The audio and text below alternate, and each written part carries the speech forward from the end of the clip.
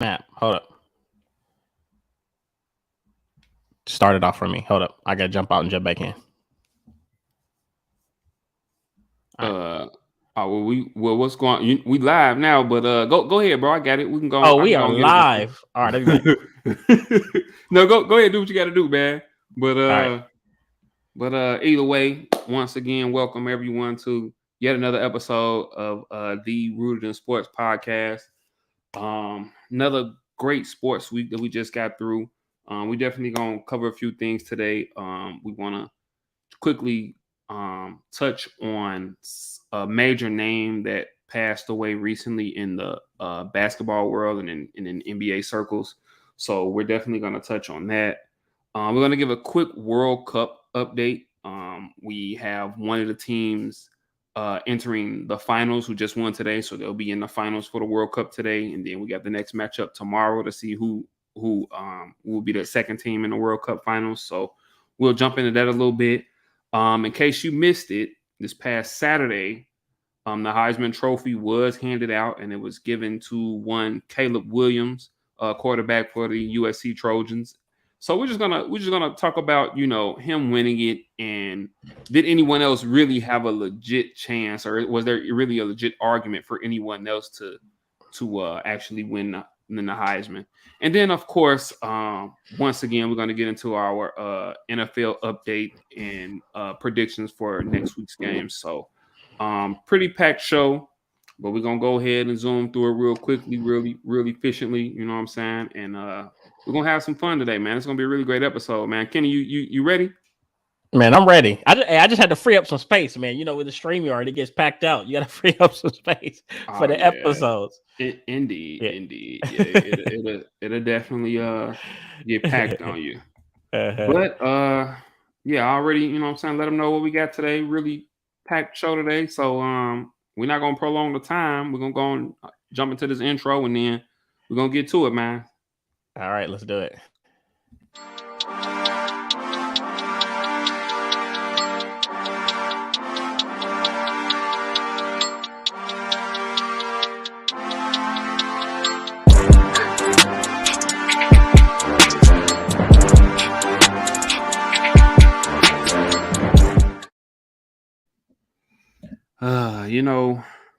I really love our intro. I don't care what nobody say. Okay. No, it's this intro. That intro be slapping. I don't care what nobody says. I love our intro, man, for sure. But you know what you know what I was thinking? What's that? I was thinking when we when the show, we get like that $1 million contract from Barstool Sports or ESPN. I don't know, whoever gives it to us. In Jesus' name. Okay. In Jesus' name. I was thinking about changing our theme song. Because it's this song out right now to me that's so profound, and I feel like it would fit our show perfect. I feel a joke coming. I can feel it in my spirit. No, it's that song. What's the girl's name? I don't know her name, but she had a song. Don't play with it. Don't play with it. Don't play with it. Don't play with it. No, I'm serious. Like, bro, she basically she's just saying follow your dreams and don't play with it. That's all she's talking about. I don't even think I'm familiar with the song, man. I'm gonna have to look that joint up, man. I don't even think I'm familiar with the song, bro. Yeah, you'll trust me, man. You'll be like, man, this might be our new intro. Anyways, yeah, no, getting into this content, man. It's been a great sports week. I think all across the board. Basketball's heating up. We know the World Cup is coming to a head. We'll talk about that in a little bit. And football is, this football season is really crazy, a lot of parity. But before we kind of jump into everything, I kind of want to pay homage to a pretty legendary NBA figure, well respected throughout the league and in most NBA circles, if not all. A man named Paul Silas that just died, I want to say a few days ago.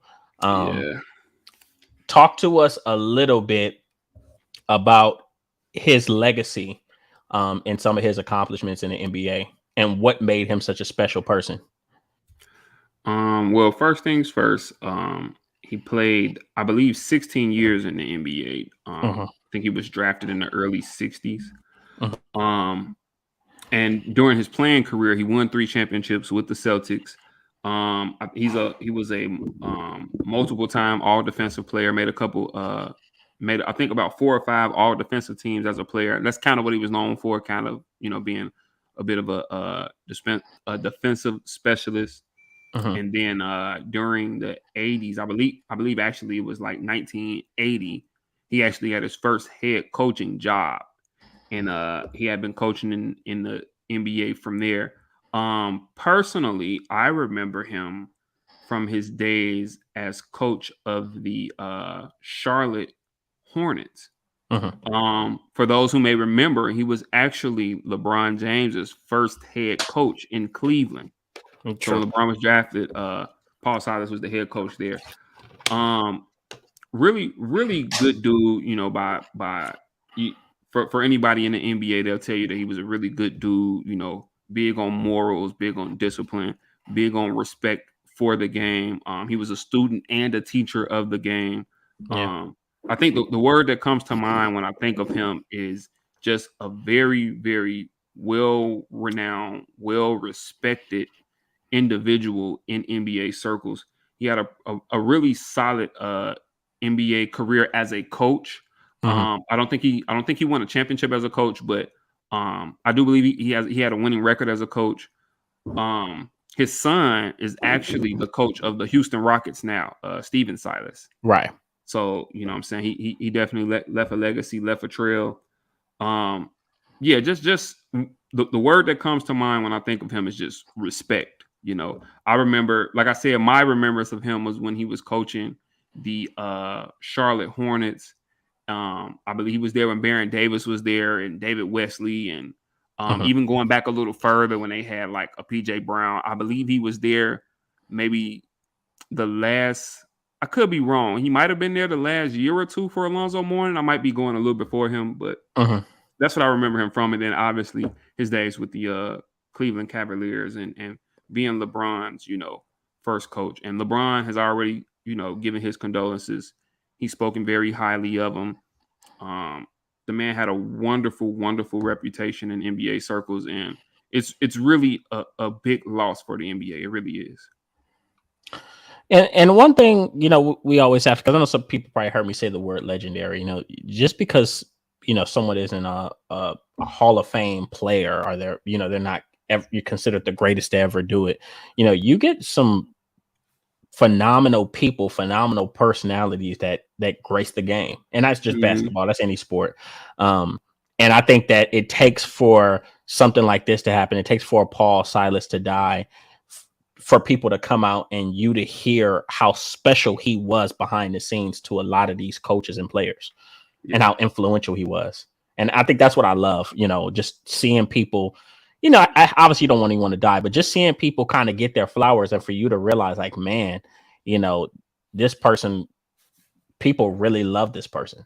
Oh yeah, Hmm. absolutely, man. And I mean, you've already heard big names. Like I said, LeBron James just came out and he made a statement on the passing. Michael Jordan did actually. Yeah. I believe Paul Silas's last coaching job was with the Charlotte Bobcats Hmm. when and that was while Michael Jordan was the Jordan was was the the owner. owner. So Right. he did work for Michael Jordan, and Michael Jordan came out with a beautiful statement, giving his condolences and whatnot. So, Hmm. um, but yeah, he was a 3-time NBA champion. He was a 2-time All Star, a 5-time All Defensive player, twice on the first team, 3 times on the second team. He had a great career in college as well. He went to Creighton. He had his number retired at Creighton, and then like I said, he had multiple head coaching jobs with the Hornets, and then with the Cleveland Cavaliers, and then finally with the Charlotte Bobcats up until from 2010 to 2012. So I mean, like I said, just a very, very well respected figure. Um, Once again, his son is the coach of the Houston Rockets, Steven Silas. He took a game the other day to mourn. I think he just got back in their last game. And all prayers and condolences to the family and to the NBA, because it really is a big loss. He was really a very, very positive figure and a very well respected figure in the NBA. Most definitely, man, 100%. And I feel like, man, I guess just time is catching up to us, man. We're losing a lot of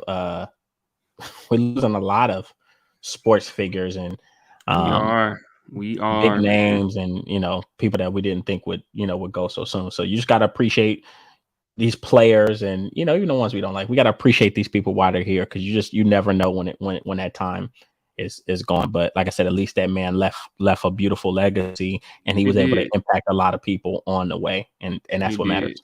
He did, man. And now, like I mentioned, now his son is making a difference in the NBA. So gotta love that. Yeah. So R.I.P. to Mr. Paul Silas. Word. Right. Yes, sir. But obviously we had to show some respect to him. And to kind of jump over to another topic, the World Cup, which you've heard, me and Swan Don talk more and more about, because it's funny, man. Like, a lot of you guys think like, man, these dudes talking about soccer in the World Cup, like, man, this shit is lit this shit, like this time around. Like, it's a lot of parody. I really feel like so for me, I love basketball. And I think for I would challenge any real, like, true basketball fan, like a true basketball fan, like a lover of basketball. I would challenge you to watch soccer. Try watching a few games. For me, it's like a constant fast break. And that's kind of what I get enjoyment out of. It's a constant fast break. And then, especially with the World Cup, to see the love and support that these countries have behind them. I mean, it's almost like these countries are at war, like, I mean, the support that these countries have. Like I said, who was that? Saudi Arabia, they had a whole parade when they upset Argentina in that initial game in the World Cup. They had a whole parade. They done named a day after this team in the country. Like, I mean, it was just bananas, And yeah, man, just getting into it.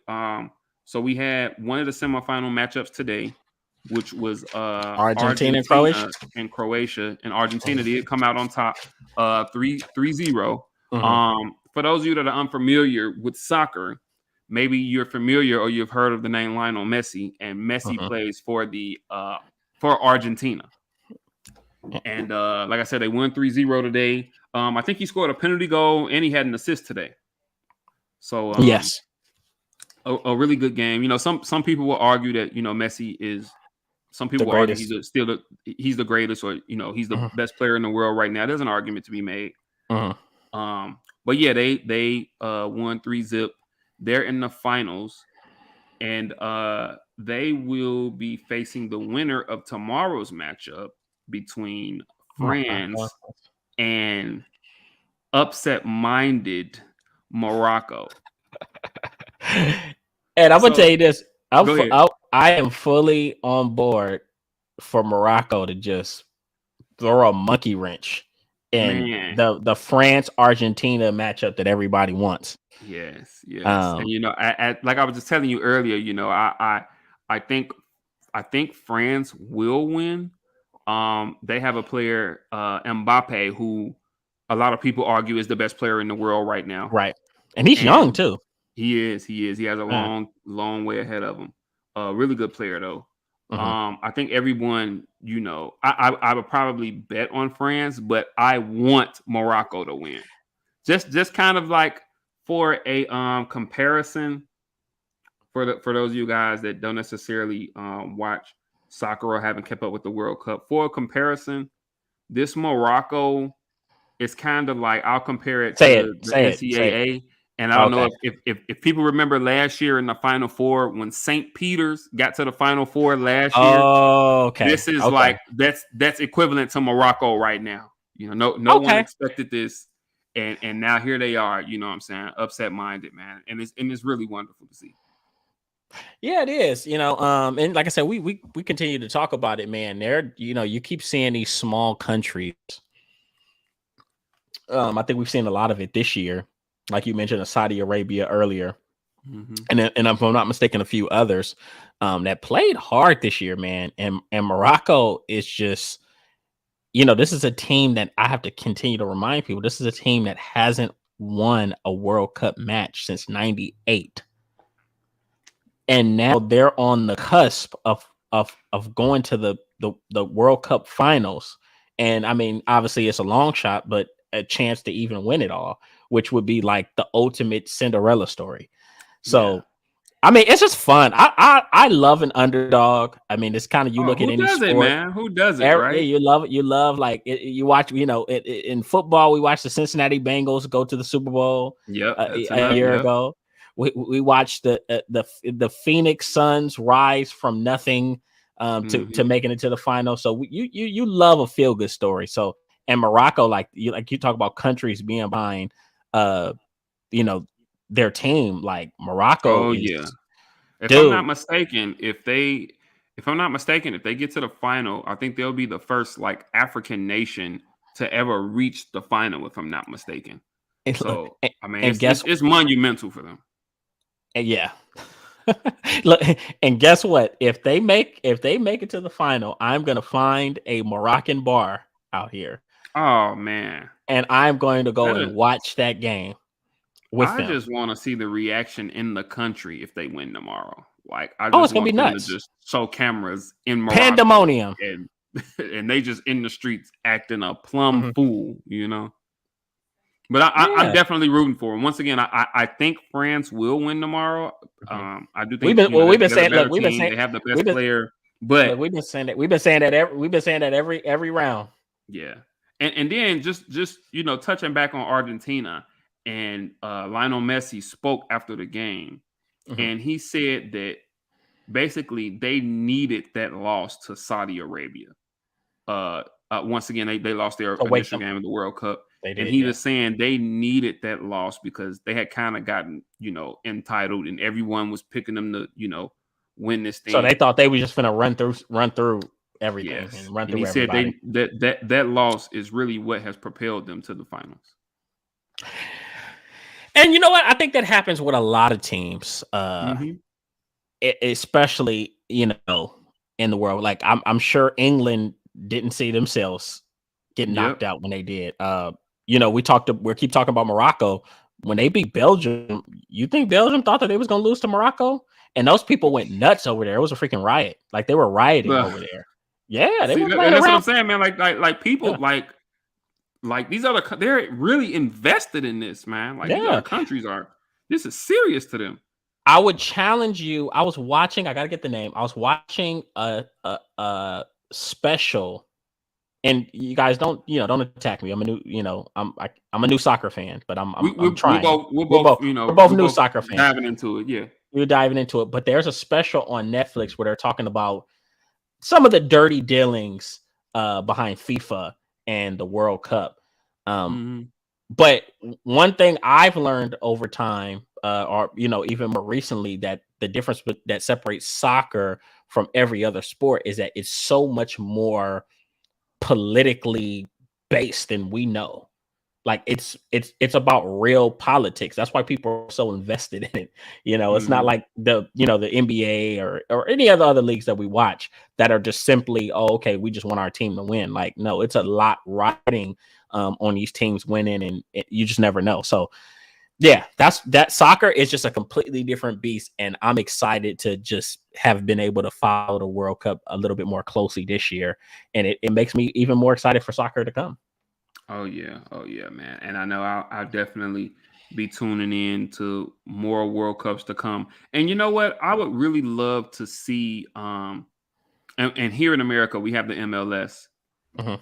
and I would love to see some of the people that have been tuning in to the World Cup Watch the to MLS. take some, yeah, because I think I'm gonna really give it a try, what I'm saying, this year. There's a MLS team here in Dallas. Mhm. I actually have rolled past their facilities a few times. I think they're out in Frisco actually. I've Mhm. rode past their facilities a few times, and I'm gonna really give more of an effort to really get into the sport because it is entertaining to me.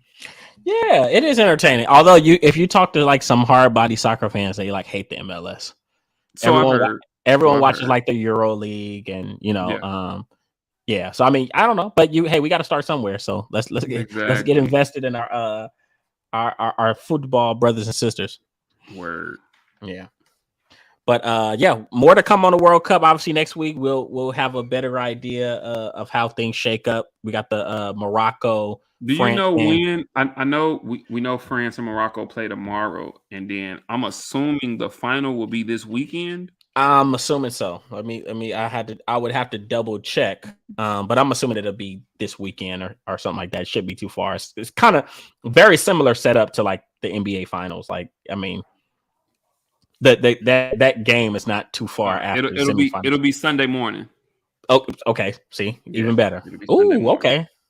Okay, And that's what's up. the third place game will be Saturday morning, which will be Croatia and the loser of the Hmm. game tomorrow, and then obviously Argentina and Hmm. tomorrow's winner will play Sunday morning for the World Cup championship. Okay. No, well, like I said, we gonna update you guys on that next week. Oh yeah, we'll definitely Um, touch on that. so more to come on soccer, but kind of jumping. We said the word NCAA earlier. Still got the college, still got the college football bowl games and playoffs upcoming, and that stuff is kind of coming to a close. But we just had the Heisman, uh, Mm-hmm. you know, the Heisman ceremony, and my guy, I had to get shout out my guy Caleb Williams. One kind of really just how a lot of people predicted, but then you had some people that wanted to raise cases for two or three other players that Yeah. that they had the right to win it over Caleb Williams. But he is the 8th USC Trojan to win the Heisman, giving USC the most Heismans of any school in the nation. Yeah, I think they passed. They passed Ohio State and Notre Dame, I believe. Mm-hmm. So, Yeah. and I think it was well deserved. It was well deserved. Mm-hmm. I think it was a slightly, and maybe it was because TCU did lose their championship game. I Mm-hmm. think the disparity was slightly larger than I thought it would be. Mm-hmm. Um, I think had TCU won that championship game, considering the performance that Max Duggan had put on in the fourth quarter and then into overtime of that game, I think you would have seen the voting really be a lot closer, or possibly maybe even see Max Duggan steal one. But I think they got it right here. I think they got it right here. I think throughout the season, Caleb Williams has been not only the best player, but probably, if they had, the award, and I guess this would be equivalent, he's probably been the most valuable player. For his Um, team, that's a fact. yeah, he's probably been the most valuable player in the nation for his team. Without him, and obviously Lincoln Riley is the quarterback whisperer. The Heisman, he's the The Heisman the maker. he is the quarterback whisperer. And I have and I know we're talking about Caleb and the Heisman. I want to pose Mm-hmm. a quick question to you about Please. Lincoln Riley a little later on. But Okay. but yeah, I mean, very, very well deserved. I'm a little surprised at the disparity, like I said, between him and Max Duggan. But I mean, very well deserved. And I thought it was funny in his speech. He was saying, basically, he's got the hardware, but he would rather be in the college football playoff like the other three finalists that were there with him. So Facts. Yeah. and obviously I'm sure he traded that Heisman for that opportunity. But very well deserved. I have no quarrels with it. Like I said, my only thing is I was a little surprised at the disparity in which he won the award. I thought Max Duggan deserved a few more votes More for from a the first season that place he vote. had. Yeah. But I have no quarrel with Caleb Williams winning it. And I think that's the sucky part, because I like Max Duggan. I do too. But I think that I don't know. I don't know. I guess I'm not sure how he would fit on the next level. No, But then no, no, again, no. I mean, I look at it like this, and we'll get to it in a minute. Brock Purdy was the last pick in the draft. Okay, so And now although here he's although he's in the, now I believe he's in the perfect system. now this is one thing I want to remind people of. Everybody's on this Brock Purdy hype train right now, but people forget a year before he was drafted when they were doing mock drafts and they were like Brock Purdy was was getting rated as a top 50 pick. So he was always a quality quarterback. It was just probably his height, and he didn't have the greatest senior campaign that made people that kind of turned some people off. But the truth is, he was a 4-year starter for a reason, and he's had some productive years at Iowa State. He actually beat out a kid from out here. I don't know if you heard John Bosco. That's where DJ. Yeah. That's where I don't want to chop the man's name up, but DJ took when he was a sophomore, he took a quarterback's job, a senior. This quarterback's name was Real Mitchell, and Real Mitchell at the time was one of the best dual threat quarterbacks in Southern California. And Real Mitchell was committed to go to Iowa State. So you're saying DJ Ugalea that was at Clemson? Yeah, he was at St. John. He was at St. John Bosco. Okay, and he took Real Mitchell. Okay, exactly. And that same guy, who was a pretty good quarterback, once again, elite dual threat prospect, was fully committed to Iowa State. He was supposed to go to Iowa State and be the starter there. And when Real Mitchell got there, that's who kept him from playing. Brock Purdy.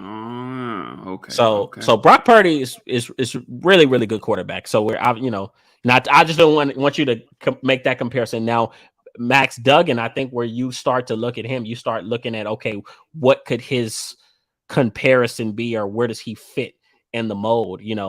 I would compare him probably a little bit closer to another TCU alum, Andy Dalton, as far as passing ability. Andy Dalton was a solid starter, and I'll go ahead and say that's not a bad comparison because Andy Dalton has a fairly strong arm. Yeah. I think he has. I'm not saying he's the most accurate guy, but I think he has a pretty strong arm. I think he can make all the at least early in his career. He can make all the adequate throws. But I would say Max Duggan somewhere up in there. Or if you want to go a little further, there's nobody that can tell me he can't evolve into something similar as a Dak Prescott, right? We just don't, because Dak Prescott was a 4th round pick. There's nobody tell me Max Duggan can't be a 3rd or 4th round pick or even higher. You just never know. So, but yeah, no, he's played a great season. And I know Caleb Williams would happily trade it in. And I think he'll be there next year. He won the Heisman this year. I'm sure he could easily win the Heisman again. He could be a repeat Heisman performer, or he can, probably just he'd rather be in the race instead. You never know. But I think USC is in a really good place because if you look at Riley, all the guys that he's had win Heismans, they left. They won a Heisman, and after that they left and went to the National Football League. He has Caleb Williams for a whole nother year. Exactly. So. Here's the question I want to pose to you, and it's in the same realm of Caleb Williams. It's actually about his coach Lincoln Riley. Okay. So now we've seen him coach 4 Heisman winners. Yeah.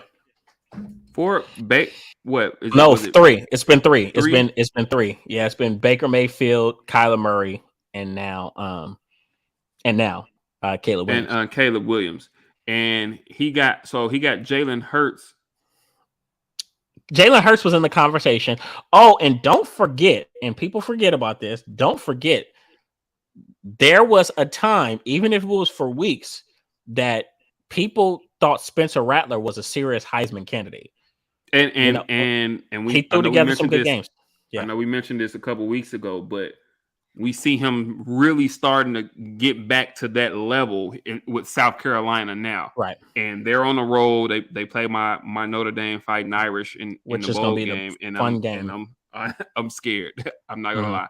But I guess my question was, seeing the success that he's having with multiple NFL quarterbacks, I know he just got to USC.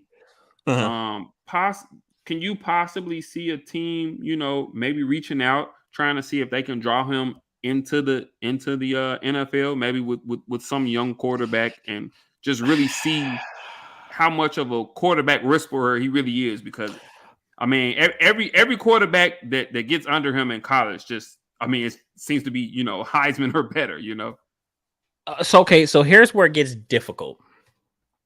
This is where things become very difficult. While it's possible, I think NFL franchises, for the most part, will always be at a disadvantage offering coaches that come from humongous, big Power 5 brands. And that's because those big Power 5 brands can throw more money up front, and they can offer a lot more money than some of these franchises can. Most of these franchises are owned by, they have majority and minority owners, but it's not like USC, which is an organization, an entity, where, I mean, if you look at some of the things that they offer at Lincoln Riley, what NFL team's going to do that for him? They paid off the rest of his old house in Oklahoma, bought him a brand new house. I want to say somewhere in like the Beverly Hills area. He got a really nice house, and he literally has his own plane. He can fly, like, on call. He can fly it anytime. If he wants to go to 7-Eleven in Tokyo, he can get on that plane and say, "Hey, let's go to Tokyo," and they will take him right then and there.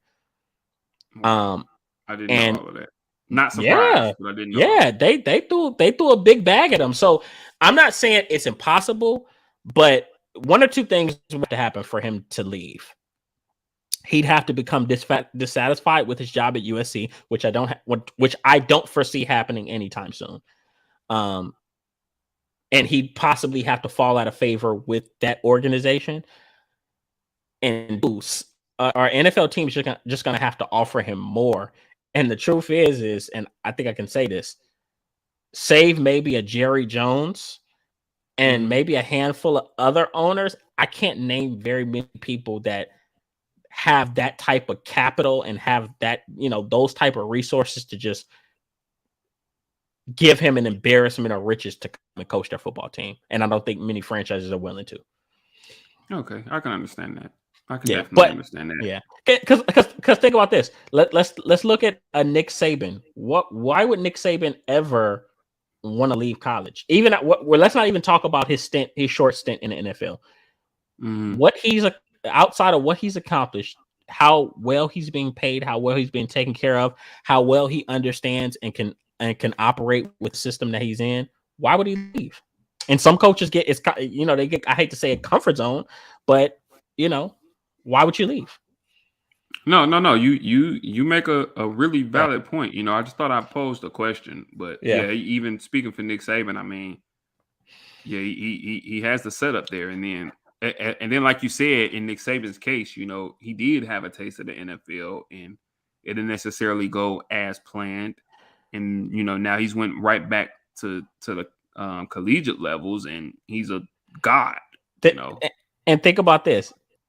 Just to factor this in, Nick Saban, from my understanding, has like a clause or something in his contract, or it's in his contract that he will always be the highest paid coach in college football. Really? Always. So if someone gets, let's say someone gets, if someone gets paid, because I forgot his yearly salary, but let's say he makes 10 and somebody gets paid 11. Okay, well, guess what? His new salary is 12. Wow. I mean, and well deserved. No. Well deserved. But just think about the reality of that. Of that contract. Alabama, that organization is probably like, damn. We hope nobody resets the college football coaching market. Right. Because we got to pay this man more money. So yeah. Yeah, it's well deserved. I'm not mad at that at all. Well deserved. And then rumor is he has another per usual, he has another top 2 or 3 recruiting class coming in next year, and I have to see that play out, because I've heard everybody and their grandmama brag about this recruiting class that they got coming in, and plus we got to be on standby because now we got Deion Sanders stealing some of these recruits and flipping some of these guys. But he is, But I heard he's taken their assistant defensive coordinator to now be his defensive coordinator. Yeah, it was like their assistant defensive coordinator and defensive backs coach. Mm-hmm. Yeah, he is now the defensive coordinator in Colorado, which I hope he does something different, because if he brings some of that mess that he brought from Alabama, then Colorado, good luck for him, because they were terrible defensively last year. But I say all that to say is, like, everybody we've heard Brian Kelly talk about this recruiting class that he has coming in. We've heard what's his name? Is it Marcus Williams for the Northern? Okay. Yeah, we've heard him talk about Marcus Freeman. Marcus Freeman. Is it Marcus Freeman? Yeah. We've heard him talk about this recruiting class that he has coming in. We know Lincoln Riley has some guys coming in as well. And first of all, let's just see how this transfer portal works out, because in day one, 1,000 that's gonna change a lot. Like, and you have some big freaking names. Like, I don't know where DJ from Clemson is gonna go. Which I kind of feel like, but I mean, judging by his play, though, I mean, how? Oh, there's a humongous market for him. So, I mean, but what do you think that he can be? And I know we're going, kind of off topic now, but that's fine. Judging his play, do you think that he can be have that much of an impact for another team? Yeah. Here's the thing. So you still think the talent's there? No, the talent is definitely there. Okay, so sometimes we have to really look at the history of college football. And the truth is some of the best, some of the greatest quarterbacks, or some of the greatest players that we've seen, some of these guys have been transfers. Like Cam Newton Cam Newton started out at Florida as a backup. Now, granted, he got into a little trouble, went to Blaine College, won a national championship, goes to Auburn, wins a national championship. He's a transfer. Yeah. Joe Burrow couldn't get on the field at Ohio State. Transfer. Then his first year at LSU, he was it's all right. Now look at him. So you never know. Sometimes it takes guys a little bit longer to unlock their potential. But I mean, we could easily look up a year and a half from now, and DJ is in the NFL, and he's slowly but surely started to put things together. So I think a halfway decent season next year, and somebody will take a chance on him just because of the name. Well, then the name, but you see wild plays from him. It's just the consistency, and plus, I think Clemson is. Let's just go ahead and be real. At this stage, Clemson is such a big program that it could be a little bit daunting and intimidating. And I'm sure after a while, that pressure mixed with some of his, deficiencies and some of the things that he had to work on, I'm sure that kind of got to him over time. So if he's to a smaller program, I see him coming back to the Pac-12. I see him going to maybe like a UCLA. Or he could possibly go to an Oregon. We saw what Oregon did with Bo Nix, and we all know that'd be good for him. He's from West Coast. I think that'd be he's a West Coast guy for him. Yeah. So I mean, you never know. And once again, seeing what Spencer Rattler, how he has just kind of switched and turned things around. Who's to say that DJ can't do the same thing? And I think we would all say that DJ's more talented than Spencer Rattler is. Okay. So, but yeah, we can go on and on about college football. Got to do our NFL Week 14, Week 15, our Week 14 recap, Week 15 predictions. Like I said, this thing is really, really, man, this thing is heating up. Yeah, we're getting down to the nitty gritty. We got about 4 weeks left in the season. Getting down to 4 weeks. Nitty gritty. Some teams are starting to really, show themselves true and really separate themselves from the pack. Some teams are starting to come back to the pack. This playoff picture is, still no clarity in it yet. I think this playoff picture is legit going to come down to the last weekend of the season, and some teams are really going to be fighting for a spot. So it's going to be interesting. Oh yeah. No, it is going to be very interesting. To see how things shake out, man, because you have so many teams that are stuck. That's what I say right now is dangerous, because you have a lot of teams that are stuck in that 7-5, 7-6. Exactly. Like, so you have teams that could, literally, there are some situations where teams are. I'm just as close to winning my division and hosting a playoff game to being out the playoffs completely. Like that's how close some of these races are right now. But just kind of jumping into the recap. Obviously, we had this freaking shocker on Thursday night. Raiders Rams. I mean, my Jesus Christ, I don't. If you man, I have no words for this, bro. Like the Raiders should be utterly ashamed of themselves as an organization. Okay, the Rams signed Baker Mayfield. He has what, maybe 2-3 days, and he's and I think that's pushing it. And we might be right. We might be pushing it there. He's on the flight, studying the playbook. They're up. I believe they were up 16-3 or 14, something like that. They were up 2 scores in this game in the fourth quarter, I believe. And allow the Rams to come back, to rally and win this game. I mean, it's been kind of indicative of the Raiders season because they've lost. This has to be at least the fourth or fifth game that they've lost a double-digit lead this season. And this one here, it's just no excuse, man. I mean, this Rams team is just riddled with injuries. They were a terrible team all year.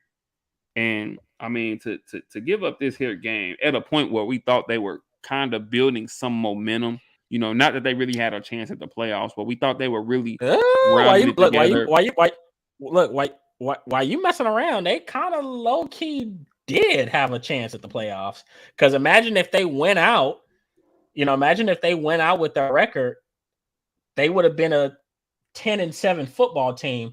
And right now you have the Patriots, and we'll talk about in a little bit, who are 7-6. You have the Patriots who are 7-6. You have the Jets who are 7-6. And these teams are in the playoff race. So if they win this game, they're 6-7. They're a game behind that last spot. Okay. So but now that makes it even worse. That makes it even worse. Then. Exactly. So with the playoffs on the line, they so to speak, they fumbled the bag. But you know what? It's probably good that they go through these struggles because, like I said, you look at a team like Minnesota, who was very similar last year, who they lost a lot of close games, and now you look at them this year, they're losing a lot of. They're winning a lot of close games. Mm-hmm. So the Raiders could flip the switch next year. It was Josh McDaniels' first year as a head coach for the Raiders, and first year as a head coach since his days in Denver, and obviously got fired from that job. So Rome wasn't built in a day, and hopefully they learn from this season and they end it strong and they could carry that momentum into next year. Yeah, and real quickly on the flip side, I mean, it was refreshing to see Baker Mayfield find some success somewhere. I don't think he's the answer for the future for them, but I think if nothing else, with this performance and then moving forward, if he can just play some halfway solid football, I think at a minimum he could guarantee himself maybe another shot as a starting quarterback somewhere. I think the reason why, and I said this before we move on, I like this game for Baker. You know me, I've always been fair when it comes to how I judge Baker Mayfield. Mm-hmm. And the truth is, man, he is more capable than people make him out to be. Like, he's not the worst quarterback. He's not like this god-awful, terrible quarterback that people make him out to be. Does he make mistakes? Yeah, sure, he makes mistakes. But, I think he can be a starter. And I think with the right team, he could be highly effective and be even better than he was his best year in Cleveland. So good game for him. One of his best performances. Hopefully he can build on it and get a shot somewhere else. Yeah. And I'd agree with that. I don't think he's the type of guy that goes to your team and just makes your team better. But I do think with the right pieces, you can win with him. Well, okay. Well, then I have to ask you this question as we move on. I mean, obviously, I think what we're seeing Geno Smith do, I think anything's possible. True, but anything's possible. And I could say that Baker Mayfield, as bad as he's been in Cleveland, was head and shoulders better than what Geno Smith was with the Jets. It is, but I think what we're seeing with Geno is not only has his play on the field been great, but we're seeing him legit be a leader. Exactly. Yeah, he's a leader. No, he has. Exactly. Yeah, he has. And they believe in him. And I think that's one of the things, I'm gonna call him Manziel crazy enough. Mayfield has had some maturity issues, some questionable things, and we just see Geno really be a full-on leader on and off the field for this team, and hopefully Baker can grow into that in the same manner that Geno has. True. So we'll see. Like I said, anything's possible. So we will see where this thing leads for him. Jets Bills divisional matchup. The Jets were able to beat the Bills last time, to everybody's surprise. But obviously the Bills, to me, they're playing really good football down the stretch. They've managed to manufacture a running game slowly but surely. Just becoming a more balanced football team. They lost Von Miller. Obviously, we know he's out for the season, which is a big loss for them. But they had some young guys in Gregory Rousseau, who continues to make it, kind of put his stamp on that defense, and he's kind of rising as one of the slowly but surely as one of the upper pass rushers in the league. AJ Epinesa made a splash. But things are just, I think that they're rounding out, and things are coming together for them at the right time of the year heading into January. I thought this was an impressive win, even though it was 20-12. The Jets aren't a pushover team, and to tell you the truth, they actually played them very tough. I want to say in that game, Quinnen Williams had about 2-3 sacks, something like that. Quinnen Williams had a hell of a game. I mean, dude, like, this Jets team is good. Garrett Wilson played 2 sacks, yeah. Mike White played tough, although he got put out the game. He got a vicious hit put on him. But yeah, just a really solid divisional matchup between two teams. And don't blink on the Jets just because they lost. They're still firmly in the playoff hunt. I still think they can be a playoff team in within the next 2 to 3 weeks. So yeah, that's really all I got to say about that game. Oh yeah. And I mean, even for the Bills, I think they can take solace in. And I'm gonna say from an offensive standpoint, it wasn't their best outing, and I'll give credit to the Jets defense to that, because I think the Jets defense, they're legit. They're coming. You know what I'm saying? On the flip side, Buffalo's defense, I'm not gonna give them an excuse with Von Miller, because this is a defense. If I'm not mistaken, they were the number one defensive team last year. So even with Von Miller out, I still have those same expectations that I had for them before the season. I still expect them to be at a minimum AFC Championship game, if not Super Bowl participant. On the Jets side, I tell you what, man, if Mike White didn't win this team over, with this performance in this game, I mean, he took just a jarring hit. And I think he went out twice in this game and came back to finish it. And you can see the pain in his face, but he toughed it out. He said after the game that they probably would have had to carry him off the field. As long as he could get up, he was gonna continue on. And it's stuff like that really wins quarterback over your team as a quarterback. It's that type of toughness that really wins over your team. And so I think as long as he can, recover, come back healthy, I think that's a really good sign for them. They seem to really love the guy and be behind the guy. I'm not going to dig too deep, but they might have some decisions to make going into the offseason as far as the quarterback's concerned. I mean, that's a good problem to have. Yeah. I think that's a good problem to have. Anytime that you have, a capable quarterback playing in front of your young guy, who, as much as I wasn't the biggest fan of him, I have to respect he does have talent to be really good in this league, and I've seen him make some wild throws. Zach Wilson, he's still very talented, But this is just one of those situations where, you got a veteran guy who's been hanging around the league and now he's getting his shot. I mean, Right. never forget, I'm a USC guy. I watched Matt Leinart go to Arizona and he not be able to get on the field. What's his name? Kept him on the bench and took that job despite being an older journeyman quarterback at the time. Why am I forgetting his name right now? Carson Palmer? No, not Carson Palmer. That played Kurt for Warner. Kurt Warner. Kurt Warner. Yeah, there you go. Kurt Warner. See, guys, sometimes I forget names, so don't worry about it. But yeah, Kurt Warner, out after being a Rams starting quarterback, was a journeyman. Got him to the Super Bowl. Yeah, and got him to the Super Bowl. Kurt Warner, yeah. And started for that team for like another year and a half. So and that kind of reinvigorated his career.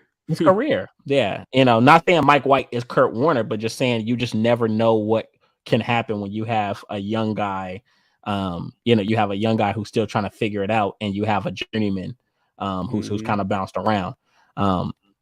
So we'll see what happens with that. A lot of decisions for them to make in the offseason. We'll definitely. I think we're gonna have to see how the season finishes out. If the season finishes out and Mike White wins some games in impressive fashion and makes it to the playoffs, God forbid, Lord forbid that he wins a playoff game.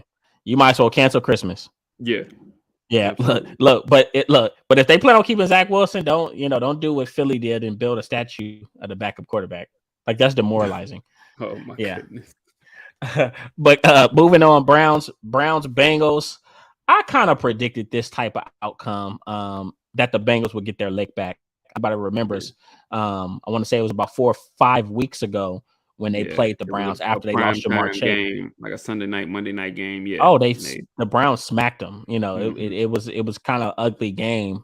But it was just a game that you could tell that the Bengals just everything was off and the Browns just kind of took advantage. But now the Bengals are playing really good. Similar to how I was talking about the Buffalo Bills. The Bengals are playing very damn good ball right now on both on defensively, offensively. They're running the football. They're a little bit better at protecting the quarterback.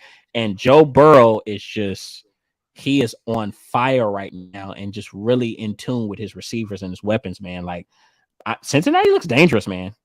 Oh, they absolutely look dangerous. One thing to be concerned about, if I'm not mistaken, I think T. Higgins got banged up in this game, which he's already been banged up this year. Same with Tyler Boyd. And they just got Jamar Chase back. But yeah, they're on a roll right now. You'd have to consider them, at minimum a top 5 team in the NFL right now. They're rolling. They have a chance at the 1 seed too. They do. I was gonna say I think they're gonna sneak and win the AFC North. I think they're gonna. Yeah. I thought that was a foregone conclusion, even with Lamar healthy. Well, I'll say this real quick. Real quick on the Ravens. You know what? I'll wait till we get to them. Okay. On the flip side, Deshaun Watson, 26 for 42, 276, a TD and an interception. He looked slightly better than he did last week. And that's all Cleveland can ask for right now, is that they continue to see some improvement and that he continues to build a rapport with his receivers. I think Donovan Peoples-Jones went for over 100. That's all I can ask for, is that he continues to show improvement and build that rapport with the guys. And I think he'll continue to do that. And they just want him to just really build momentum to get into next season. And it's going to take time. You don't take all that time off from the game. You don't take your days off away from this sport at the highest level and think you're going to come back and it's just, going to be cake. So, as long as they're committed to that process, and he fills it out and, he's able to get, continue to gain chemistry with Amari Cooper, with Donovan Peoples-Jones, with David Njoku, David Ngakoue, and Kareem Hunt. I really think that they're building and brewing a good thing. So we'll see how they close out the season and how they approach this offseason. And then I guess next we got this game. Yeah. Look, man, I'll tell you this. About them Cowboys, no. I'm gonna tell you this. I've tried to make Sundays my self-care day, which is, Mm-hmm. I mean, asking a lot from a Cowboys fan because Mm-hmm. it's torture watching them sometimes. But I remember I was just following the game and I cut it off. I said, man, I'm not gonna let these dudes mess up my Sunday. But of course, Right. I cut it back on and like, but this was, let's look at both sides of the coin. First, let's look at the Texans. Mm-hmm. They continue to show that they're a feisty team, even if they're not great, they are not talented. They're gonna play tough. They're They're gonna gonna play play tough. tough. They're gonna punch you in the mouth. Mm-hmm. And they actually have some young foundational pieces that they can build around. Love the running back. Damian Pierce is a Love stud. Pierce. Oh, Love Pierce. here's the thing. You're talking about Damian Pierce. That kid Petrie, number 5, the safety Mm-hmm. that they drafted out of Baylor. He's a rookie. And this was, Mm-hmm. if I'm not mistaken, this was his first game starting as a free safety. He looked like a all pro safety out there. Now He, I'm in Dallas. I watched this whole game. he That popped. secondary they was Oh, laying the hammer. Okay, they were hitting. yeah. They okay. Now Cowboys receivers, they made some tough catches because these dudes was coming with bad intentions the whole game. Think about this. Even obviously we'll talk about the Cowboys in just a second, but that if you look at that last 98-yard drive that Dallas, marched on to win the game, that catch that Noah Brown made, that was a tough catch because Jalen Petrie hit him as he was in the air. Yeah. Like he initiated, I'm talking about thorough contact, Bro, there were at least 3 or 4 instances like that. Like there were legal hits too. Look, like they were trying to, So this is a team, and I think I would kind of compare. This is where I would put the Texans. They are a really good draft away from being similar, if to being similar to what Detroit is right now.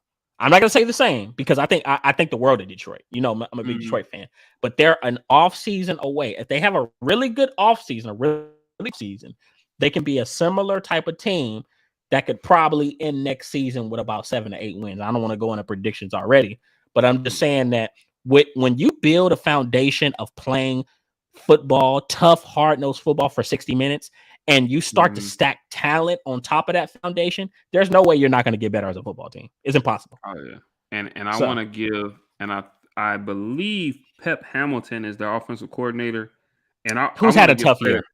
Yeah, but I want to give him credit though. He came up with a hell of a game plan for this game. He did. And this was the first game all year where the Cowboys did not have a sack. Yeah, and I was pretty sick about that because I was, I've been counting. I've been on countdown, hoping that they could break your Bears record, which they would have to do a whole hell of a lot more in 3 games to break it for it to be legitimate. But so I was pretty sick. But shout out to Pep Hamilton. He did that 2 quarterback Davis Mills and why did I forget the kid's name that went to Louisiana Tech? Driscoll, Jeff Driscoll. Yeah. So I mean, he kind of implemented that little 2 quarterback system. Jeff Driscoll's the bigger, more athletic, and it was fun. It was almost like college. It was like a college like offense, but it caught that. I will say this, it caught Dallas off guard.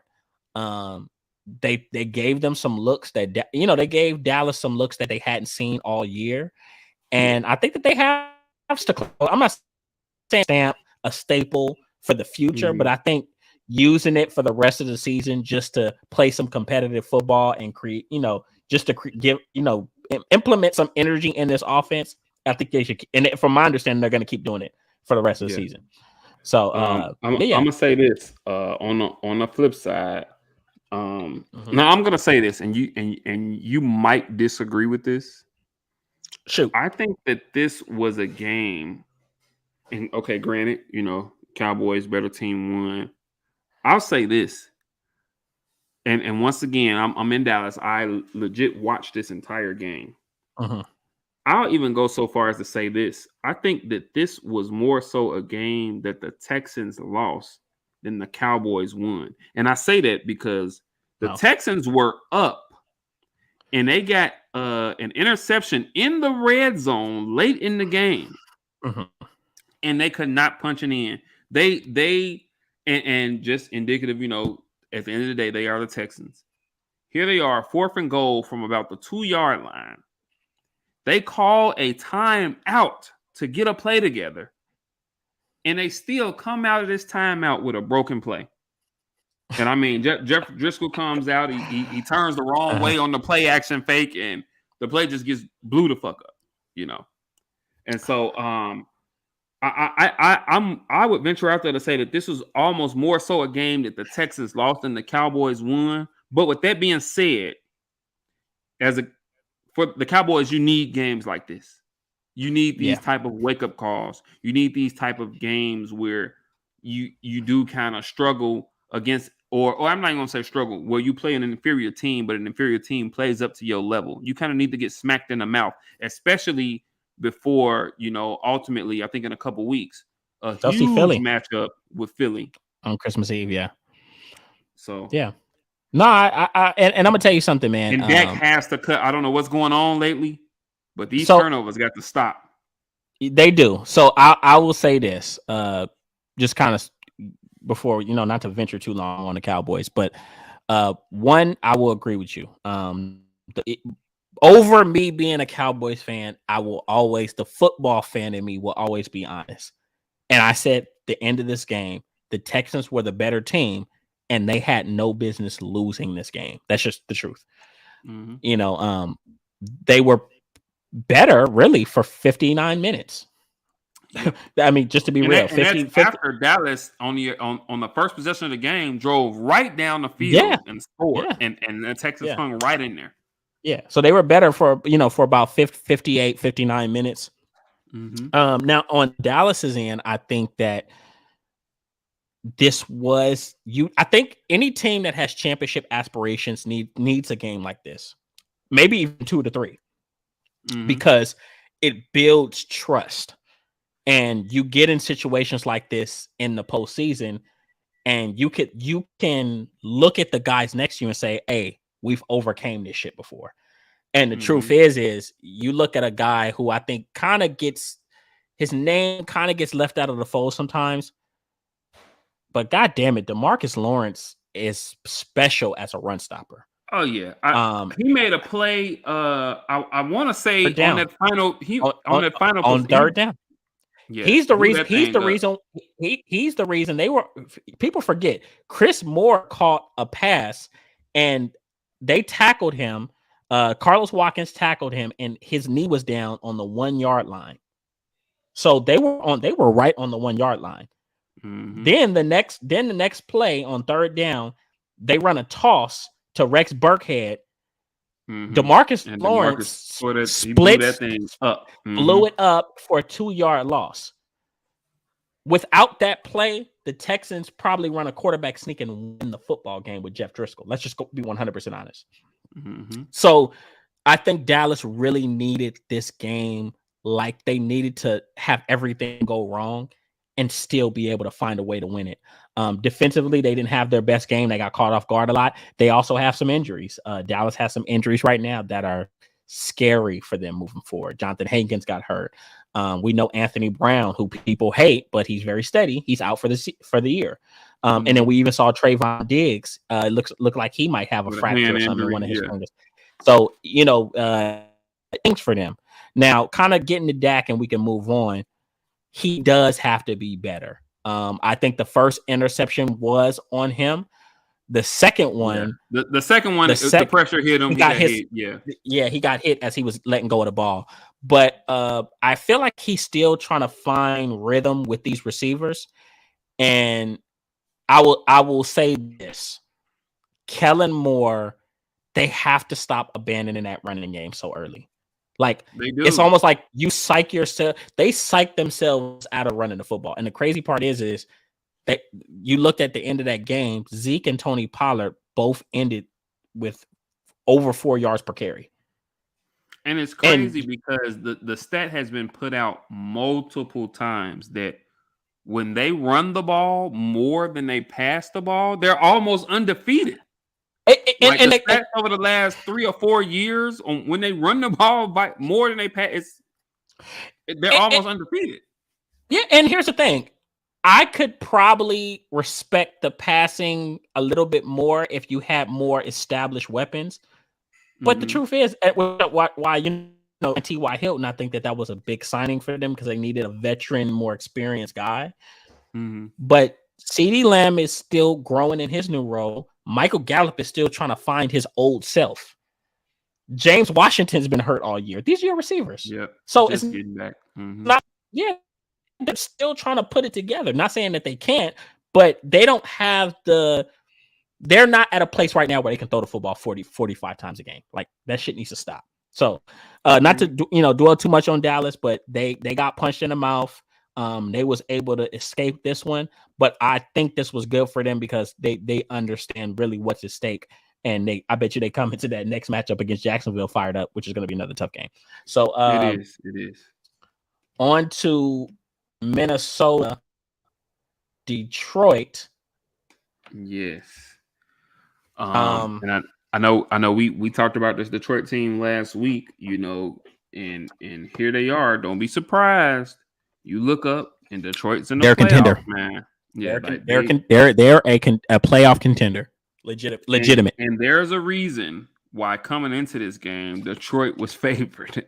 I last week when we was going over this, I was a little perturbed by it, but they were favored for a reason here.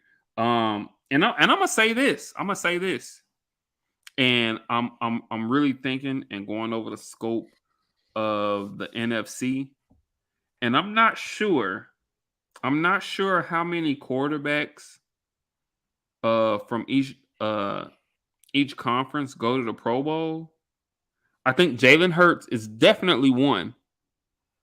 Geno Smith has to be. Geno, and we got to start talking about Jared Goff now, man. Oh yeah, we got to start considering him in that as a Pro Bowler. Yeah, it's going to come down to probably a Jared Goff and a Kirk Cousins who still had a respectable season, but it's going to come down to one of those guys. Even to defeat Kirk threw for a lot of yards the other day. Yeah, this is gonna be the most unheralded Pro Bowl, NFC Pro Bowl, quarterback group, probably that we've seen in some years. But because a lot of the names, Brady's having a down year. Rodgers is having kind of a down year.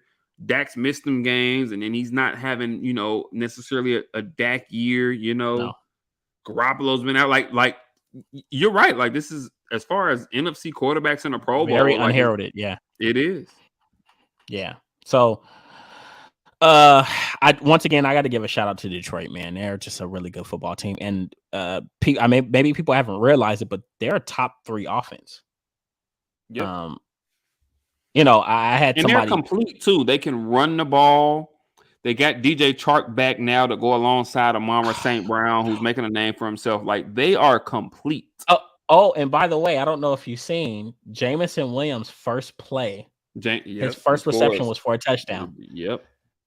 So and you're yet another weapon, a speed guy, to add with Chark, to add with Amon-Ra St. Brown. They had a 2-headed monster running back. Oh, Josh Reynolds, who was he was, if I'm not mistaken, he was in LA with Jared Goff as well. He was. Yeah. So, you got Swift, you got Williams, man, like they have legitimate weapons. They got some pieces. And one of the best offensive lines in the National Football League. Exactly. And a young Penei Sewell caught a pass. Bro, I seen it. He's athletic. I see. Bro, he is athletic, yeah. Defensively, they've gotten so much better. We have to give them credit. Like they have gotten a lot better defensively. They're not a pushover anymore. And you're really starting to see some of those young pieces, Aiden Hutchinson, Josh Pascal, Malcolm Rodriguez.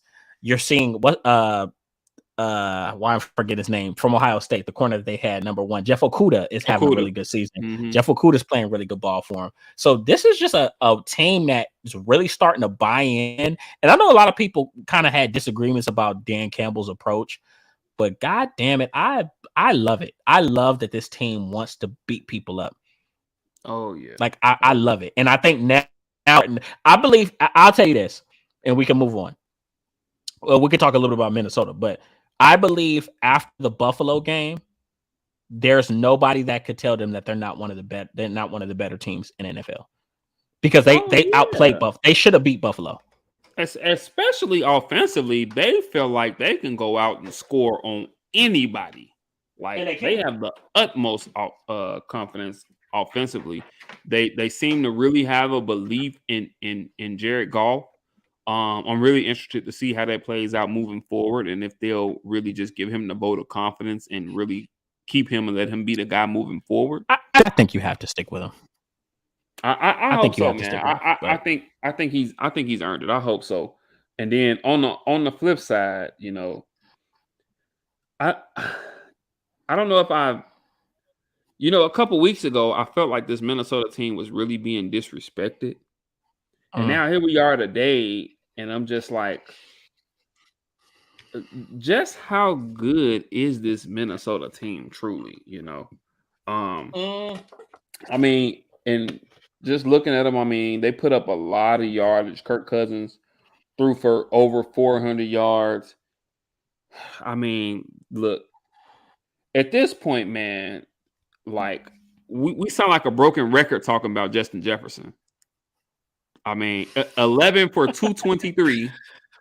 Like it's, I mean, every week it's like, okay, Devontae Adams might be the best. Okay, Justin Jefferson might be the best. Like, man, but remember what he said coming into the season. He said, "Oh, I see why Cooper Kupp had those numbers in his offense." He said that, man. But yeah, man, I don't know. The Vikings, they got some things to work out, especially, you know what I'm saying, defensively. They got some things to work out. I'm not sure. I'll say this. If I'm an NFC team and I'm in the playoffs and I look up and the Vikings are in front of me, I'm not scared. I'm happy. Oh, I'm happy. Well, and here's the thing. Let's respect them because they are having a turnaround. Like they are having, as much as we don't want to admit it, they're having a year one turnaround under O'Connell. They are. So we have to respect that. But the thing is, they have to identify some of the issues that they have defensively, and they have to probably, in my do a little bit more, really focus on getting some continuous dominance from Dalvin Cook. And it's not a Dalvin Cook issue. I think they just don't commit to him as well. It's so Justin Jefferson centered of an offense that it takes away from what Dalvin Cook and Alexander Madison, we've seen them do before. But I'll say this to what was happening in LA, because they didn't have a run game there. So it's I'm glad you said that. I was just about, you took the words out of my mouth. I said, so Kevin O'Connell brought some of the same positives, but also brought some of the same negatives to Minnesota as well. Yes, sir. So moving on quickly, obviously we got to do our predictions next, but Jaguars, Titans, man, I'm gonna tell you this. Trevor Lawrence, he is getting better and better, but he had a very bad back on track. Yeah, exactly. But you can really tell he's starting to get his wits about him. Had a really good game, like, against a Titans team that I'm very high on. Man, 30 for 42, 368 yards, 3 touchdowns. And Evan Ingram, man. I mean, I think we've been waiting. Look, okay. we've been waiting 7 years for a game like this from Evan Ingram. I think the Giants have been waiting for quite some time for a game like that too, you know. But he showed out the other day, though. He did. So Jacksonville, very young team, and for them, I think you'll see them probably their arrow start pointing upward next year. This is a year where they're a young team. Obviously, they just had to overcome the Urban Meyer debacle, but they're really Mhm. building a foundation for years to come. Guys are getting more confident. A lot of them, we're seeing Trayvon Walker. He had a pretty good game this week. But they're building for next year. And I hate to say that for some things, but the truth is that is really where Jacksonville is. Tennessee, I'll say this on the other side. I don't think any less of them. I just think that their style of play is slowly but surely starting to catch up to them. And they've won a lot of games ugly. And the truth is it's not going to work every week. You're not going to always be able to pull teams into your game and get them to scrap and fight in the phone booth with you. Some people going to pull you out in the street and say, come get this work. So I think that's kind of what's happening with Tennessee. And obviously they've had some major injuries defensively. So if you're able to really get out there and jump on Tennessee early, that makes them completely have to abandon their game plan, which is to, give you a steady dose of Derrick Henry. And now you're making Ryan Tannehill win a game. I'm not sure how long he's out, but I think they really I think they're really missing Treylon Burks, because when he was injured early. When he did get back, he was starting to really progress and really show himself to be a valuable piece. And now he's out again. So I'm not sure how long he'll be out, but I think they'll really miss him.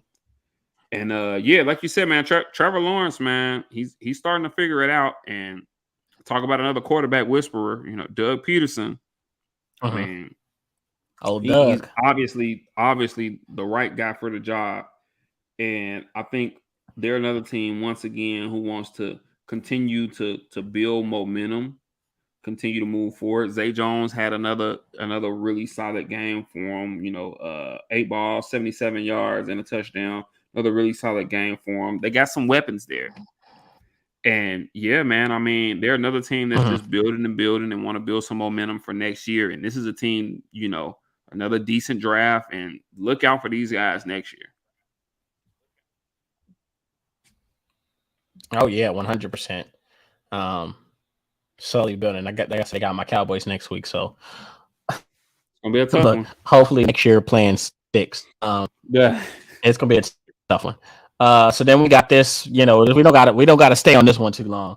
But we got the Eagles Giants, completely one-sided game. I guess. Yes. I guess I was hoping it to be a little bit more competitive, but the Giants, not only are they lacking in talent, they're banged up. Even Saquon I really Barkley, think that's going to be their detriment. They're just. I think that's unfortunately, I think that's what's going to make them miss out on the playoffs, because they're just so banged up.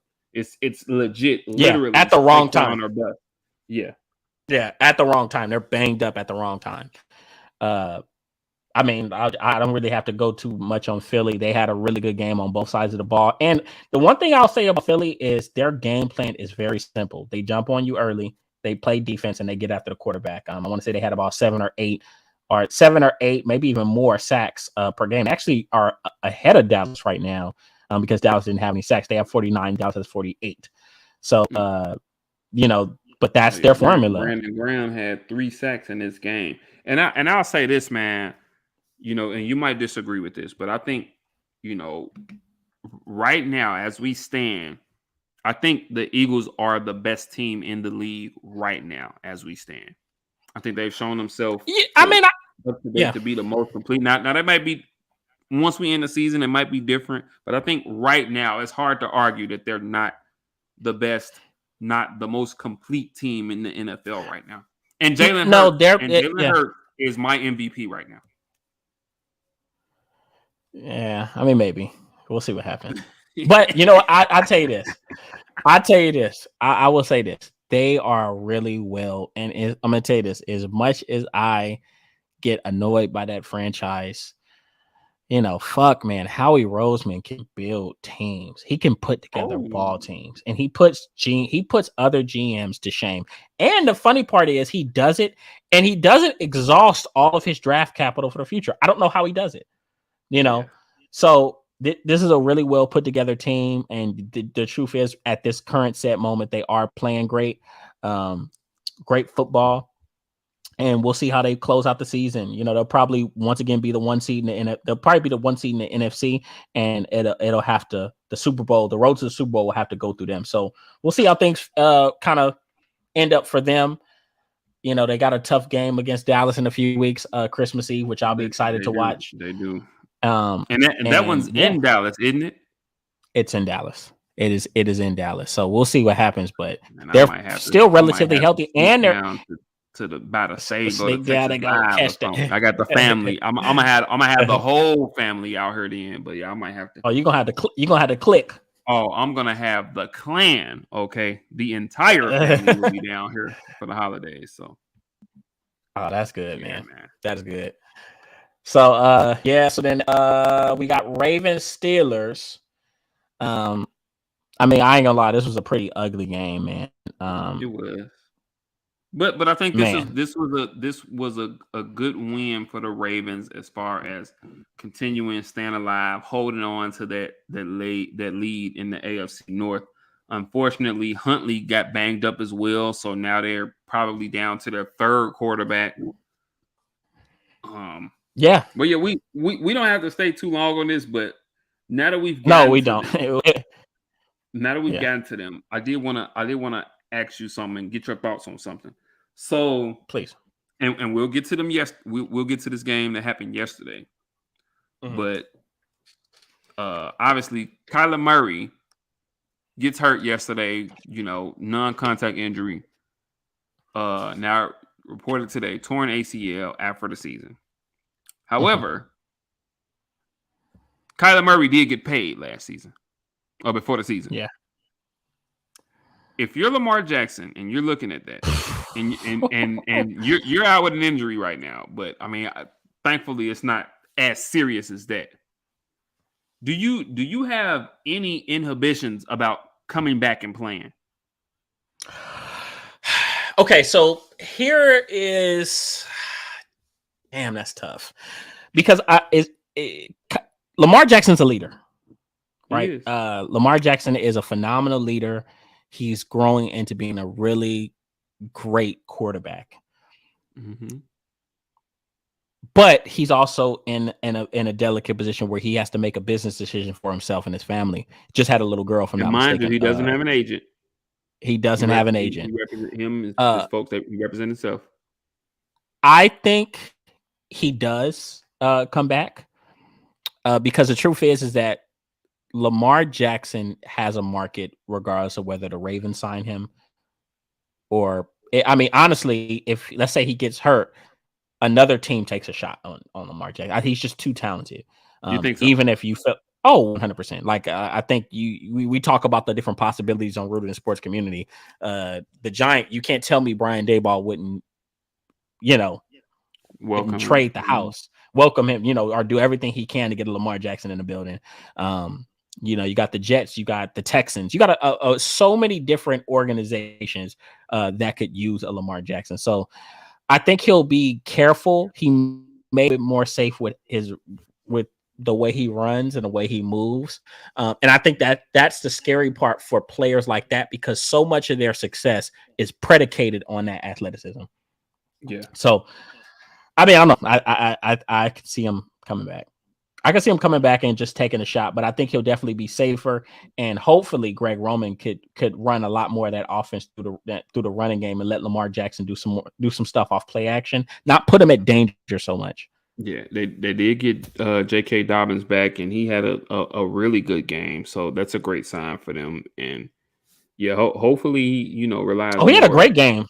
Yeah, hopefully he relies more on his running backs to really do their job moving forward. But I just had to ask that, man, because I mean, I know obviously you don't want to lose your team, but at the same token, when you see something like that happen, and Kyler Murray has gotten paid, so he's secure, but now it's like you in the back of your mind, you have to think like, well, man, what if that's me? What if I'm going out here for this team and I'm giving my all, and they already have been a little hesitant. It's already been a little back and forth as far as them, giving me what I desire, and then I get hurt.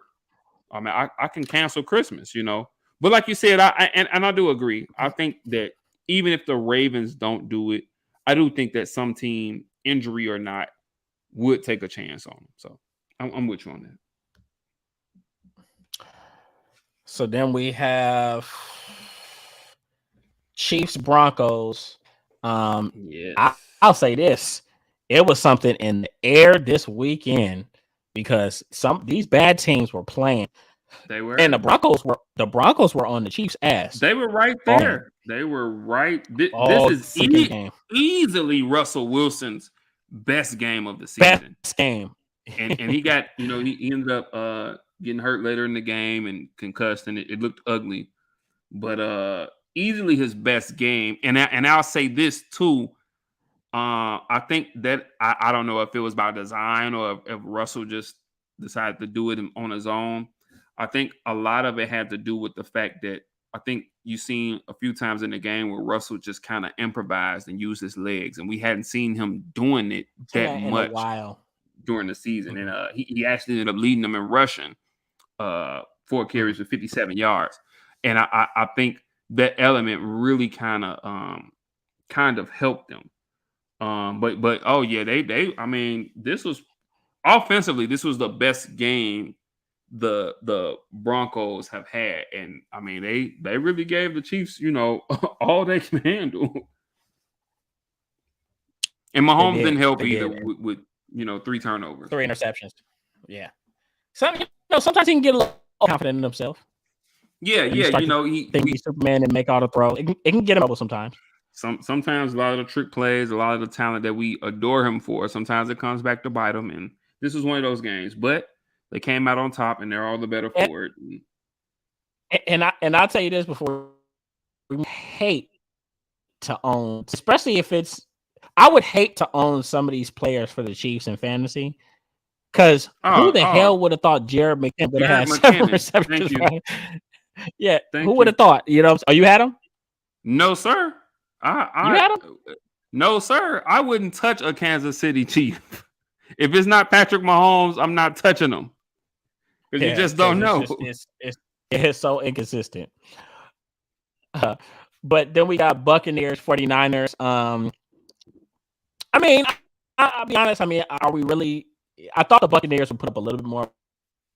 So did I. But it's just the 49ers are a good team. I think for me, I still have to see more because my God, they have Cupcake City. They've had a Cupcake City schedule, and they've taken advantage. You have to give them credit for that. They've taken advantage, but they're a really good team with a very poor resume. I can agree with I know that. somebody's watching like, man, screw you. But they did what they do. Brock Purdy looked good. Christian McCaffrey had a really good game. Deebo Samuel got hurt, but it's a high ankle sprain, so he'll probably be out for the next. Yeah, so he'll probably be out for the next 2 to 3 weeks.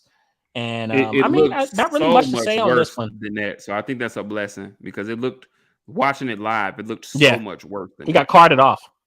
Yeah, he got carted off. So people thought it was going to be bad. So they dodged a bullet there. So hopefully they can get him healthy going into the postseason. Look, you got anything more on this game? No, like you said, man. I thought the Buccaneers would put up more of a fight, and I'll tell you this, man. They can, as they say, excuse my language, fuck around, find out.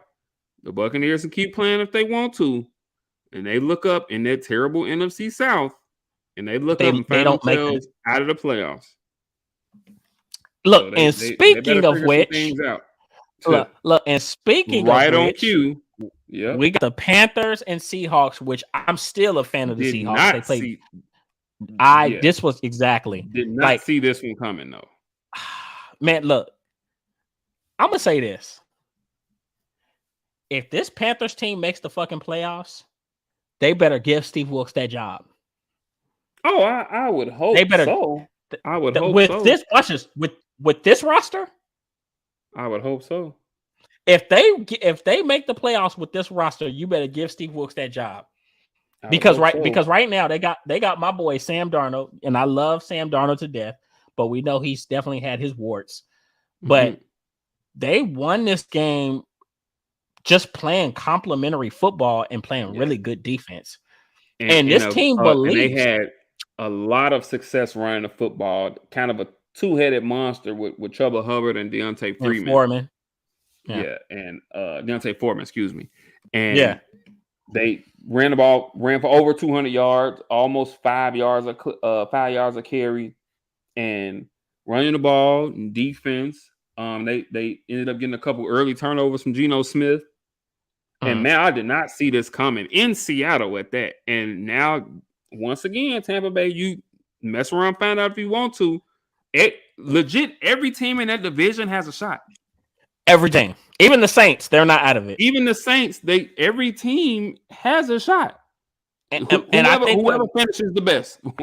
I think what makes it scary is that the Panthers have a formula that other teams in the NFC South really don't. You can say the Falcons now. I will say this, and we got to see how they come back with Desmond Ridder. But the Falcons, I'm excited to see how that passing game looks with a more pass-oriented quarterback in Desmond Ridder. So I'm excited for that. Okay. You know, I've been you've been dying for him to get that opportunity. Oh man, and it sucks that it had to happen so late. You know, I had Kyle Pitts and I lost a lot of games. Trust me, I had him in my other league, and I finally benched him once he got hurt. Man, I had him in my other league though, so yeah, I understand. I tried. But yeah, really good game. Really a competitive game. I was literally out at Browns. I was watching this game like, damn, this is a good game. Yeah. Going back and forth. You don't think anything less of the Seahawks. They do have some run game woes on to work on, but they're still a resilient bunch. They're tight knit. Geno Smith probably had one of his worst games of the season. But I mean, if you're looking at the stat line, is it really saying, it's not saying he's terrible, it's just saying he had an off game. And he had a much better second half than he did first half. So I mean, he of course he really got him going. So yeah. So I mean, hopefully they can build on it. Let me stop. We're about to get into predictions anyway. So good game, Panthers, Seahawks, both teams legitimate playoff contenders. Let's see how everything shakes out for them in the next, because they got some big matchups coming up, divisional matchups at that. Yeah. Dolphins, Chargers. I'll say this: I didn't expect this outcome. Well, I picked the Chargers to win. This is what I'll say. Tua looked bad. Okay, bad. Okay. This was, wasn't his best game. I'm not gonna overreact to it. I've heard some analysts. Now, mind you, Tua's for the most part, has had a pretty phenomenal season. Okay, yeah, for the most part. I heard some analysts after this one game come back and say, yeah, the Dolphins should probably go and look for another quarterback. After this one game. Like the man, I think personally, I think the man has earned the right to be the quarterback for this team. I think he's been playing his tail off this season. He had a bad game. And for me, yeah. I'm gonna pass to you in a second. No, go ahead. On the flip side, I think that this was one of those games that we were finally waiting on, as far as Justin Herbert going out and just flat out winning a game. And this was a Justin Herbert game. He went out and got a game, and an important game, a game that they absolutely needed to stay in the playoff race. And this was finally an example of Justin Herbert going and getting the game. He was phenomenal the other night. And I agree, because I've been saying that about Justin Herbert. There's going to come a time, and I've heard a few analysts kind of say this, kind of mimic this, that when you're supposed to be a great player, you have to let that greatness shine through. It has to show itself at times. And I think that this was just one of those times where he was kind of able to rise to the occasion and be the player that we all know he can be. Sometimes I hate watching him because I see him do stuff that I'm like, what the fuck? Like, how do you do this? Like, how do you make these throws? There are some throws that literally 2 or 3 guys in the league. Man, I'm telling you, just sickening. But I think this was a step in the right direction for the Chargers, considering through. I'm sure Brandon Staley had a sigh of relief because he's coaching for his job right now. If they miss the playoffs again with Justin Herbert at the helm, he's coaching for his job. He's coaching for here's the funny part. He's not only coaching for his job, he's coaching to be able to coach another season for that. To get another chance at it. So but yeah, I mean, I think back and forth. The Dolphins are really banged up right now. I will say this for anybody that wants to criticize Tua. Tua is playing in a passing-oriented offense without his 2 starting offensive tackles. Exactly. I mean, so to keep it very simple, he's been damn good all season. He's been really good this season. At one point during the season, he was an MVP candidate. Talk. Yeah. Firmly. Yes. Firmly. So, I mean, yeah, but both will be good. I ain't gonna lie. I still have questions and doubts about the Chargers making the playoffs. I think the Dolphins will finally get one. Yeah, I feel like wins and games like this are so few and far between for them. So I could see them losing 3 out of their next 4 games. That's just me personally. It's not me hating on the Chargers. I just feel like they have so many limitations defensively that officially will show his head against a team that's more efficient. If to tell you the truth, if the Dolphins could run the football, they'd have won that game. Oh yeah. Yeah, I can't disagree with you. Unfortunately, I said for a few weeks now that I feel like the Chargers would get that last playoff spot in the AFC. So I have to ride with it. But no, your concerns are 100% legit. Oh, and the Chargers play Tennessee next week, so good luck. So we'll see what happens with that. Right. But down to this last game, and this is the ugliest goddamn game one of the ugliest games I've ever seen in my life. And this was the Patriots Cardinals. Man, I mean, obviously we know Kyler Murray got hurt about 4 or 5 plays in. Non-contact, probably an ACL tear. Was it confirmed yet? Yeah, they confirmed it today after the MRI. He tore his ACL. Right, which to me is so time. Yeah, he's probably gonna miss time into next year since it's so late into this season. Oh yeah, he'll probably at least miss the beginning of next year. You know what I'm saying? Yeah. Just consider this. Jameson Williams tore his ACL in the championship game last year, if I'm not mistaken. And he just played his first game Sunday. So we're looking at that's 11 months. You know what I'm saying? So he's definitely going to miss some time next season. Yeah, and I think it makes it so tough because he's, like I said about Lamar, so much of his game is predicated on his athleticism. So that's going to be scary, and it's going to be a challenge for him to overcome, not only getting his leg back up to par, but how is he going to play coming off of that injury? So that's obviously that's another conversation we'll have later on. He's very dependent on his legs. He's very dependent on his legs, right? So we'll see. You know, that's a conversation we'll have during the off season. But I'll say this: if this damn Patriots team makes the playoffs, this would be one of the ugliest playoff teams I have ever seen. But you have to. But here's the thing: you gotta. I mean, could anybody else outside of Bill Belichick win games this way? Oh yeah, I mean, obviously. Now, but you know, I'm not a believer though. I still can't get with the defensive coordinator / special teams coach as alternating offensive coordinator. It's a hideous. I can't get with that. And I think last night, and the numbers won't show it, but Mac Jones did play fairly well last night. He did. He did. They don't necessarily show it, but he did play pretty well last night. I think this was a good game for him and a strong building point moving forward.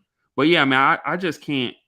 I mean, if they make it, it's obviously just a testament of Bill Belichick and his greatness.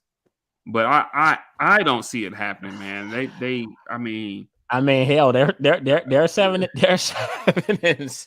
I mean, I don't know how. I don't know how. They're freaking look. You're right. Like this, you're like, how is this happening? And look, and the funny part is they had about 4 or 5 injuries, and I'm seeing names that I've never heard of in my life. Yeah. Like, who are these people? Bro, who is Where,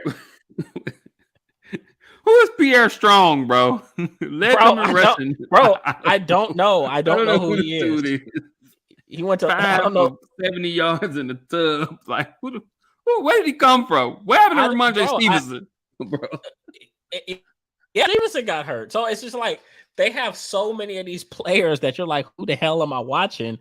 But it works out for them, and they're able to put these guys in position to make plays. Speaking of making plays, this kid that they got from Michigan, Josh Uche, is showing his ass this year, and he has double-digit sacks already.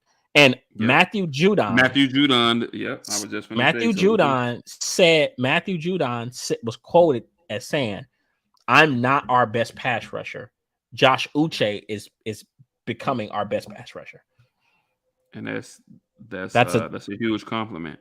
That's a huge compliment. So they got some things brewing, I think, defensively, at least on that end. But yeah, and I think this was just a very ugly game. But you got to credit the Patriots, despite injuries.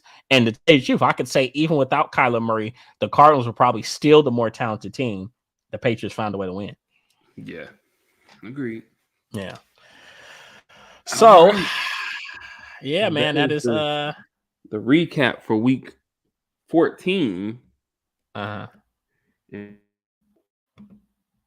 We're gonna go on ahead and run through. No, you good. We're gonna go on ahead and run through our predictions for week 15 here.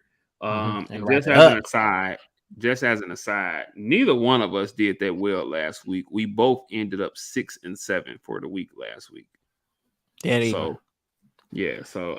we gotta go ahead and clean that thing up. So here we are. We're just gonna jump right into it, rapid fire. The Thursday night game, a really good game, a very important game. We got the 49ers at the Seattle Seahawks. The Niners are favored by 3.5 this Thursday. I might have to tune in for that one. Who you got? I'm taking Seattle. Okay. I'm going to take Seattle. I think that they're going to be, obviously the 49ers beat them earlier this season, but man, they're banged up. And Deebo Samuel won't play in this game. Mm-hmm. Brock Purdy is banged up. He has, from my understanding, he has a rib and oblique injury.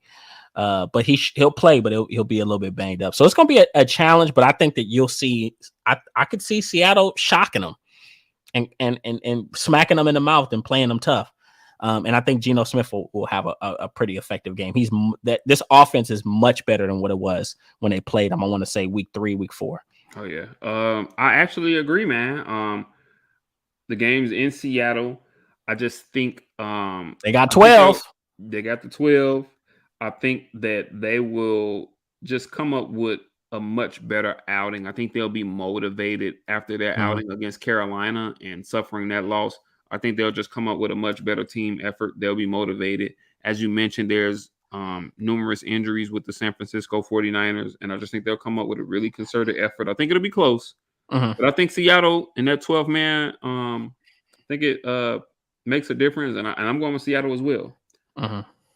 We got the Indianapolis Colts at the Minnesota Vikings. Minnesota is 4-point favorites in this game. I think you still got to rock with Minnesota on this one. They'll ultimately be able to score. I think Justin Jefferson's going to have his way. Indy will do their best to keep it close, and I think they will have some success on the ground with Jonathan Taylor. Jonathan Taylor, yeah. Yeah, but Minnesota now just very powerful offensively. I just don't see them being able to hold that team, in check for 4 quarters. So I'll take Minnesota in the points. I agree. I think it'll be a fairly close game. I think the Colts are going to have a lot of success running the ball. I think Jonathan Taylor will have one of his better games of the year. But at the end of the day, I think Minnesota's offense will just be a little too high-powered for him, and I think Minnesota will come out on top. Interesting game right here. The Baltimore Ravens at the Cleveland Browns. And Cleveland is actually 2.5-point favorites for this game. The Ravens are riddled with injuries at the quarterback position. Who you got? I'm gonna take Cleveland. I'll take Cleveland. You'll see Deshaun Watson take another step. and play a little bit better of a game. But right now, Baltimore is banged up, man. And to me, regardless of who they have at quarterback, whether it's Lamar or Huntley, I just think that they're still kind of working out some kinks on offense. Like it's just you never know what you're going to get week to week. So and they've played. Watch this. Even with Lamar, they've played some close games with bad teams. And it's happened 2, 3, 4 times. So it's not that they're not good, but I think that they're still trying to get things figured out, and they've had so many injuries on the offensive side of the ball. So I'm gonna go with the Cleveland in this game. Yeah, I agree. I think that Cleveland is gonna do everything they can to stop the run, and they're gonna make whomever Baltimore has behind center beat them. I think they're just gonna you're gonna see 8-9 in the box religiously. And I'm gonna make a prediction too. I think that we're gonna see Deshaun Watson's best game thus far in this next game. So yeah, But you mean thus far in the season? In the season, yeah. Okay, I was about to say, I'm like, oh, yeah. So yeah, I'm gonna go with Cleveland. Okay, good game here. Miami Dolphins at the Buffalo Bills. Buffalo is actually 7.5-point favorites in this game. It should be a good game, though. Oh, and mind you, these last 3 games are Saturday games. So Indy, Minnesota, Baltimore, Cleveland, Miami, Buffalo are all Saturday games. So, but yeah, Miami, Buffalo 7.5-point favorites in Buffalo. Who you got? I would probably look at taking Buffalo in this game and the points because having those injuries at offensive tackle for this offense is so crucial. And they don't have a real, true, strong, established running. They don't. And people can try to fight me on that. They just don't. They're not a strong running team. They're adequate, but they're just not overtly strong. So, yeah, I think this one, you could see Buffalo win this one probably 15 or more points. Yeah. This would be a convincing win for Buffalo. I agree. I'm going with Buffalo as well. You mentioned earlier the injuries that Miami has on their line. And then also we were talking about earlier the pressure that Russo was just able to get last game, the pressure Espinosa was able to get last game for the Buffalo Bills. So yeah, I'm right there with you, man. I think and not to mention we don't know how the weather's gonna be this time of year up there. So I'm gonna go with Buffalo in this game as well. Oh, and it's in Buffalo? The game is in Buffalo, yes. Hey, good night. Because you know what they beat Buffalo last time because it was in Miami and everybody was getting cramps and stuff like that. So you know. Yeah, it could get ugly. So yeah, I'm going Buffalo in that one. All right, getting to the Sunday games now. The Philadelphia Eagles at my Chicago Bears. Philly is 9-point favorites in this game. Who you got? Obviously, I'm gonna take Philly, but I feel like Chicago is gonna make it more competitive than what we think. I could see them ripping off a few good runs in. I could definitely see them running the football in Philly. But I'll take Philly just because they're humming, they're firing on all cylinders. So you'll start to see them kind of pull away probably at the end of the second half. But I could definitely see Chicago playing them tough and making this game competitive for 2 or 3 quarters. You know I love my Bears. You know I do. I think Philly is going to kill the Bears. Our defense is so bad right now. And I just think Philly is going to have their way offensively. I could see a high scoring game. I could see us, having some success running the ball and really legit, putting up some points. I could see a 42-27 game, something like that. Yeah.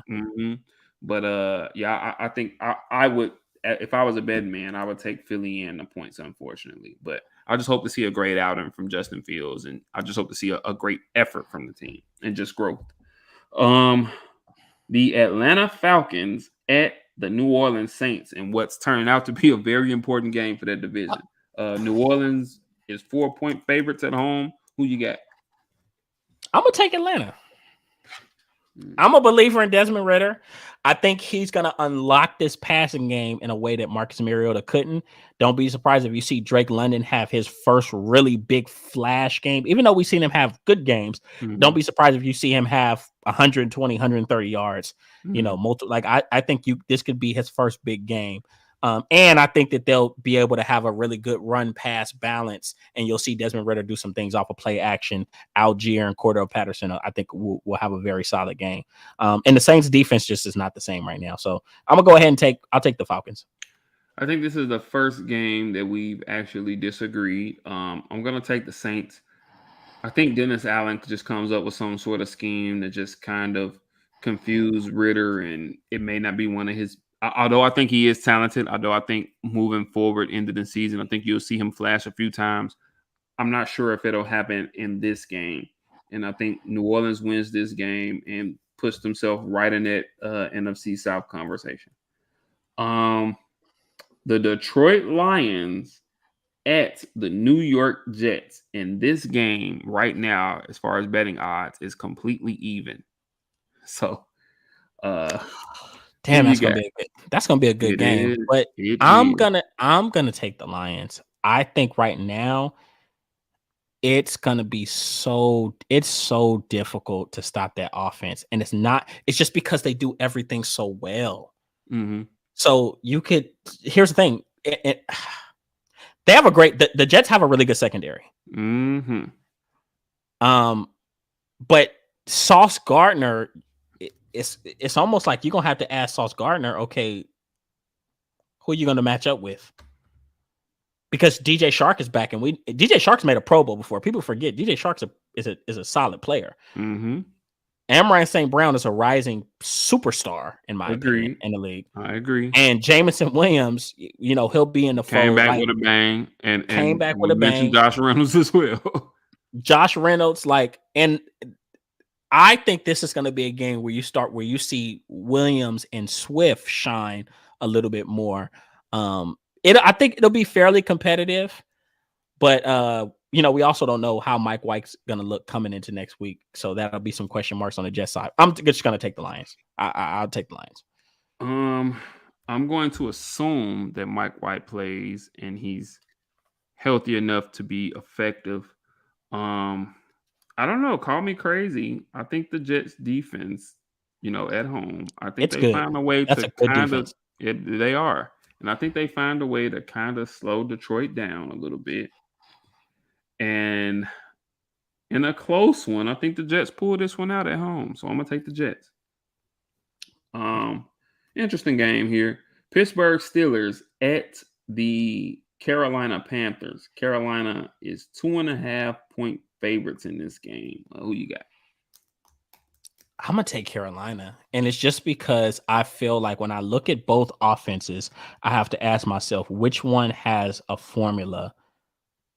Which one has an actual formula to move the football downfield to win games? And the truth, when I watch Pittsburgh, I don't know what the hell they're doing on offense. It's almost like every play they're pulling something out of their ass. They're not a strong running team. They're not a strong passing team. And they have talent. It's just no kind of creativity, very stale. But Panthers have kind of made it very simple. We're going to run the football down your throat. We're going to operate off play action. They got Sam Darnold at quarterback. Say whatever you want to say about him. If he can't do nothing else, he's a pretty big athletic kid, So I think that this will be a very low scoring game, but I think the Panthers defense will make that one or two play. They'll get and we know Mitch Trubisky has a penchant for throwing picks.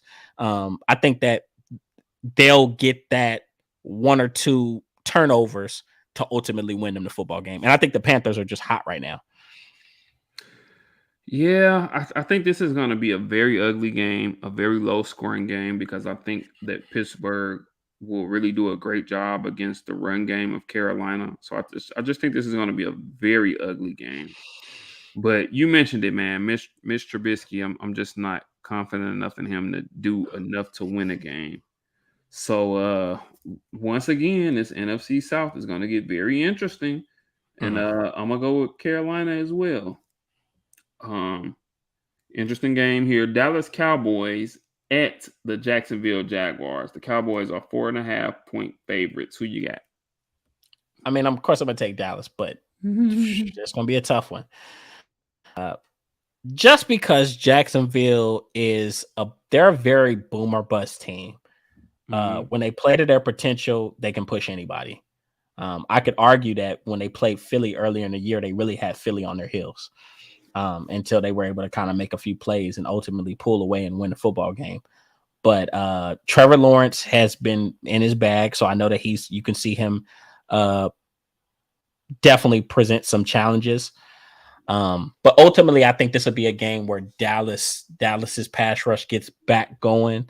So I could see them having anywhere between 5. Well, let me dial it down. Maybe 4 to 7 sacks on Trevor 4 Lawrence. to 7. They do that. Start at 5. Then let me dial it down. 4 to 7.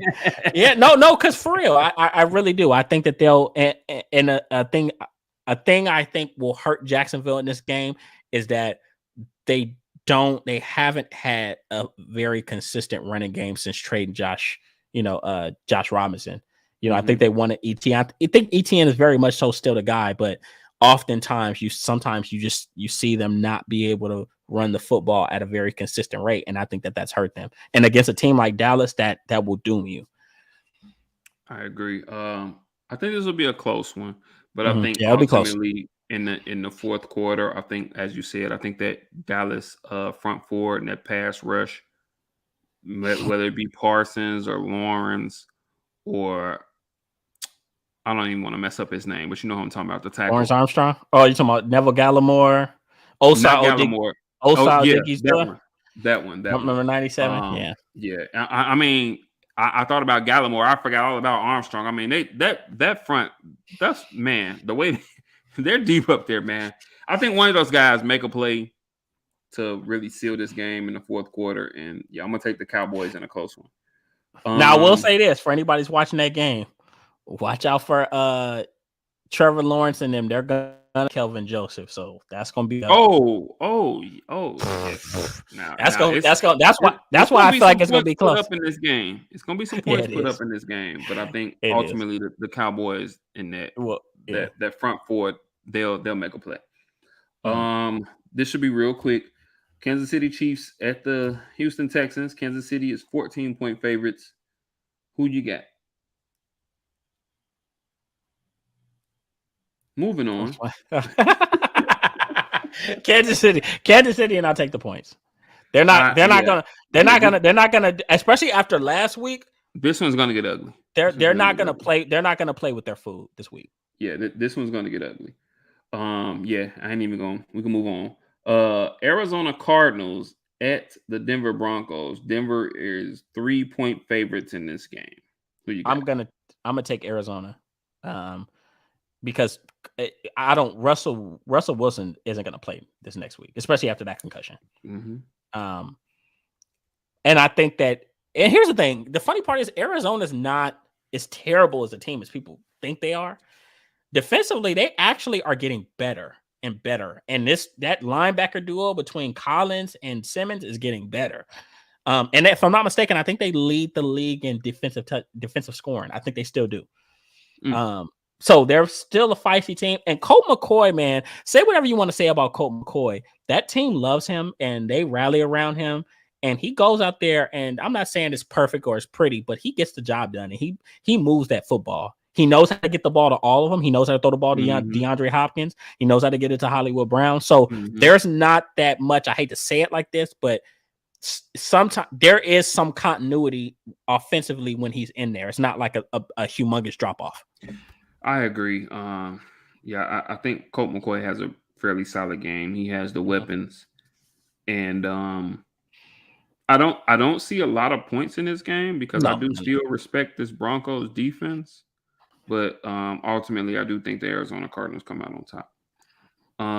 New England Patriots at the Las Vegas Raiders.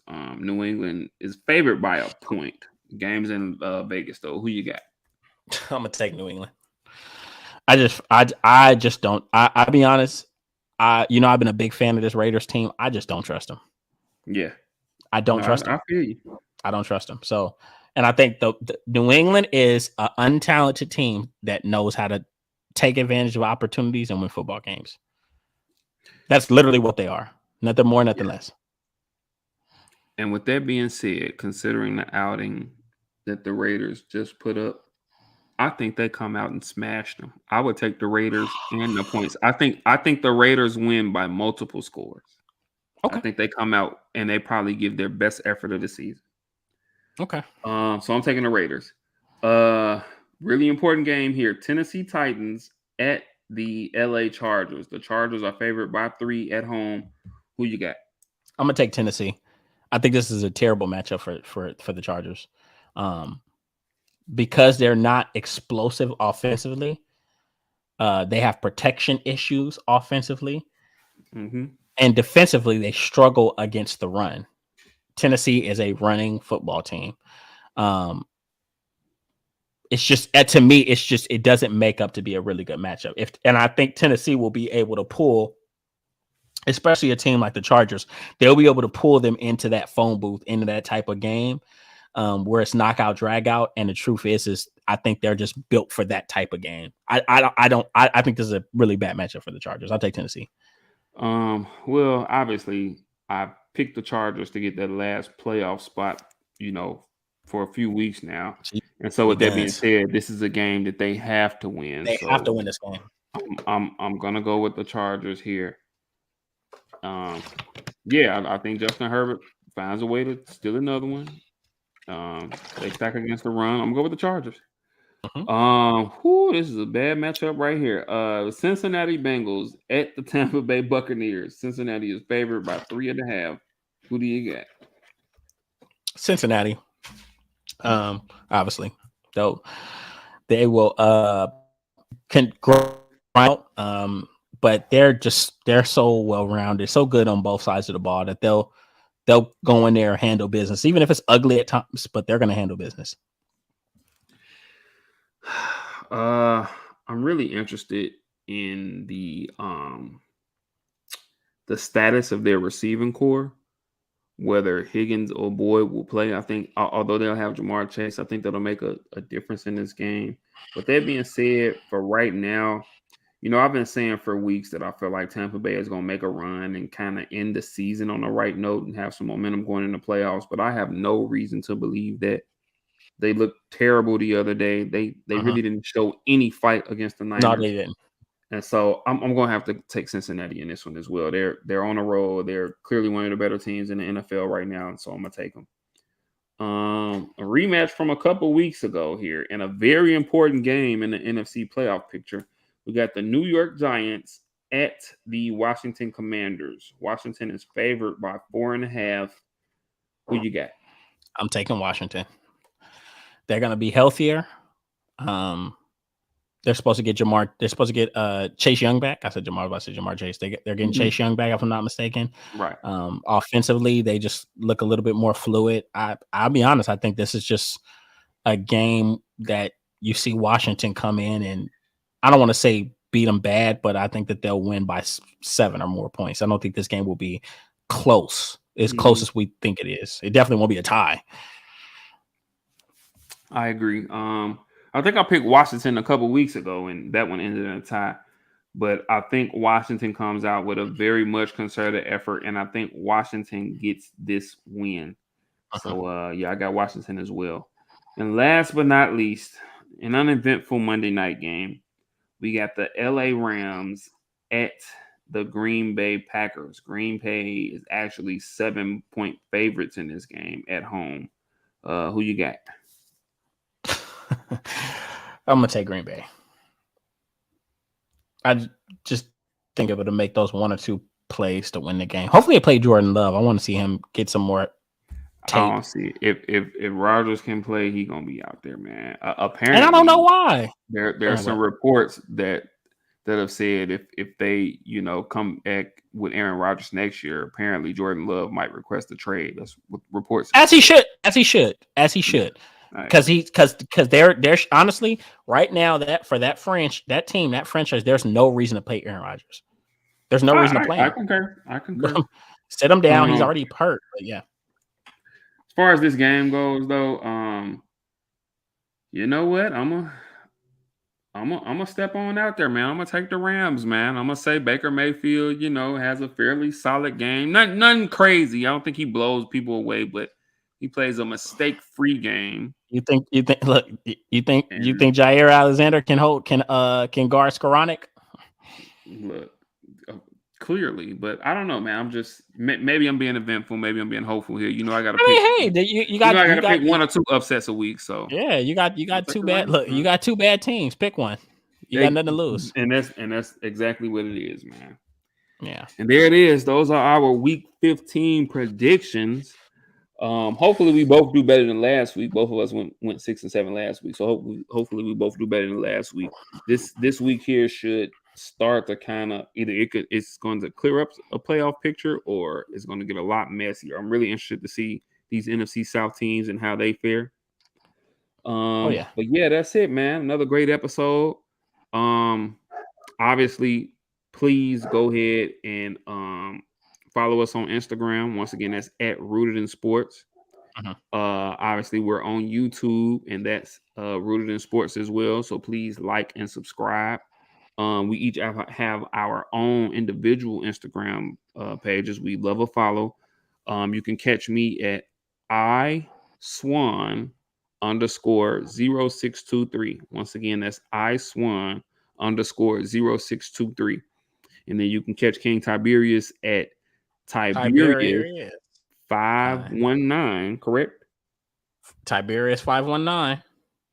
There it is, right there on Instagram. So you can give us each an individual follow. Obviously, follow the page, like and subscribe to us on YouTube. Um, Obviously, Kenny still got the rebrand going with the break room breakdown. So be on the lookout for that coming back real Yeah. soon. The man's he's been hard at work. He's been filming episodes already, so he already got some heat ready for you. You know what I'm saying? Yeah, it's Come next coming. year. So Yeah, it's definitely coming. be on the lookout for that. And obviously here, man, we're gonna keep hitting y'all with this content, man. And we'll be right back at it same time next week, man. Uh yeah, I think that's it. Anything, Kenny? Nah, nothing really, man. We're just gonna keep plugging away. Um, Obviously the NFL season is coming to a close, so don't be surprised if we jettison back to Mondays, but we'll see what happens. Um, so yeah, a lot of exciting stuff. Be sure to check out the World Cup.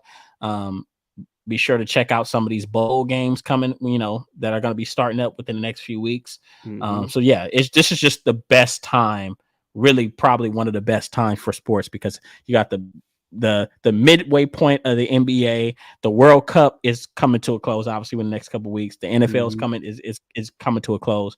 A lot of good stuff. So yeah, just stay tuned. Word. And yeah, man, we'll be right back at you guys next week. Uh-huh. So, with that being said, much love, God Uh-huh. bless, and we will catch you guys next week. Catch you guys next week.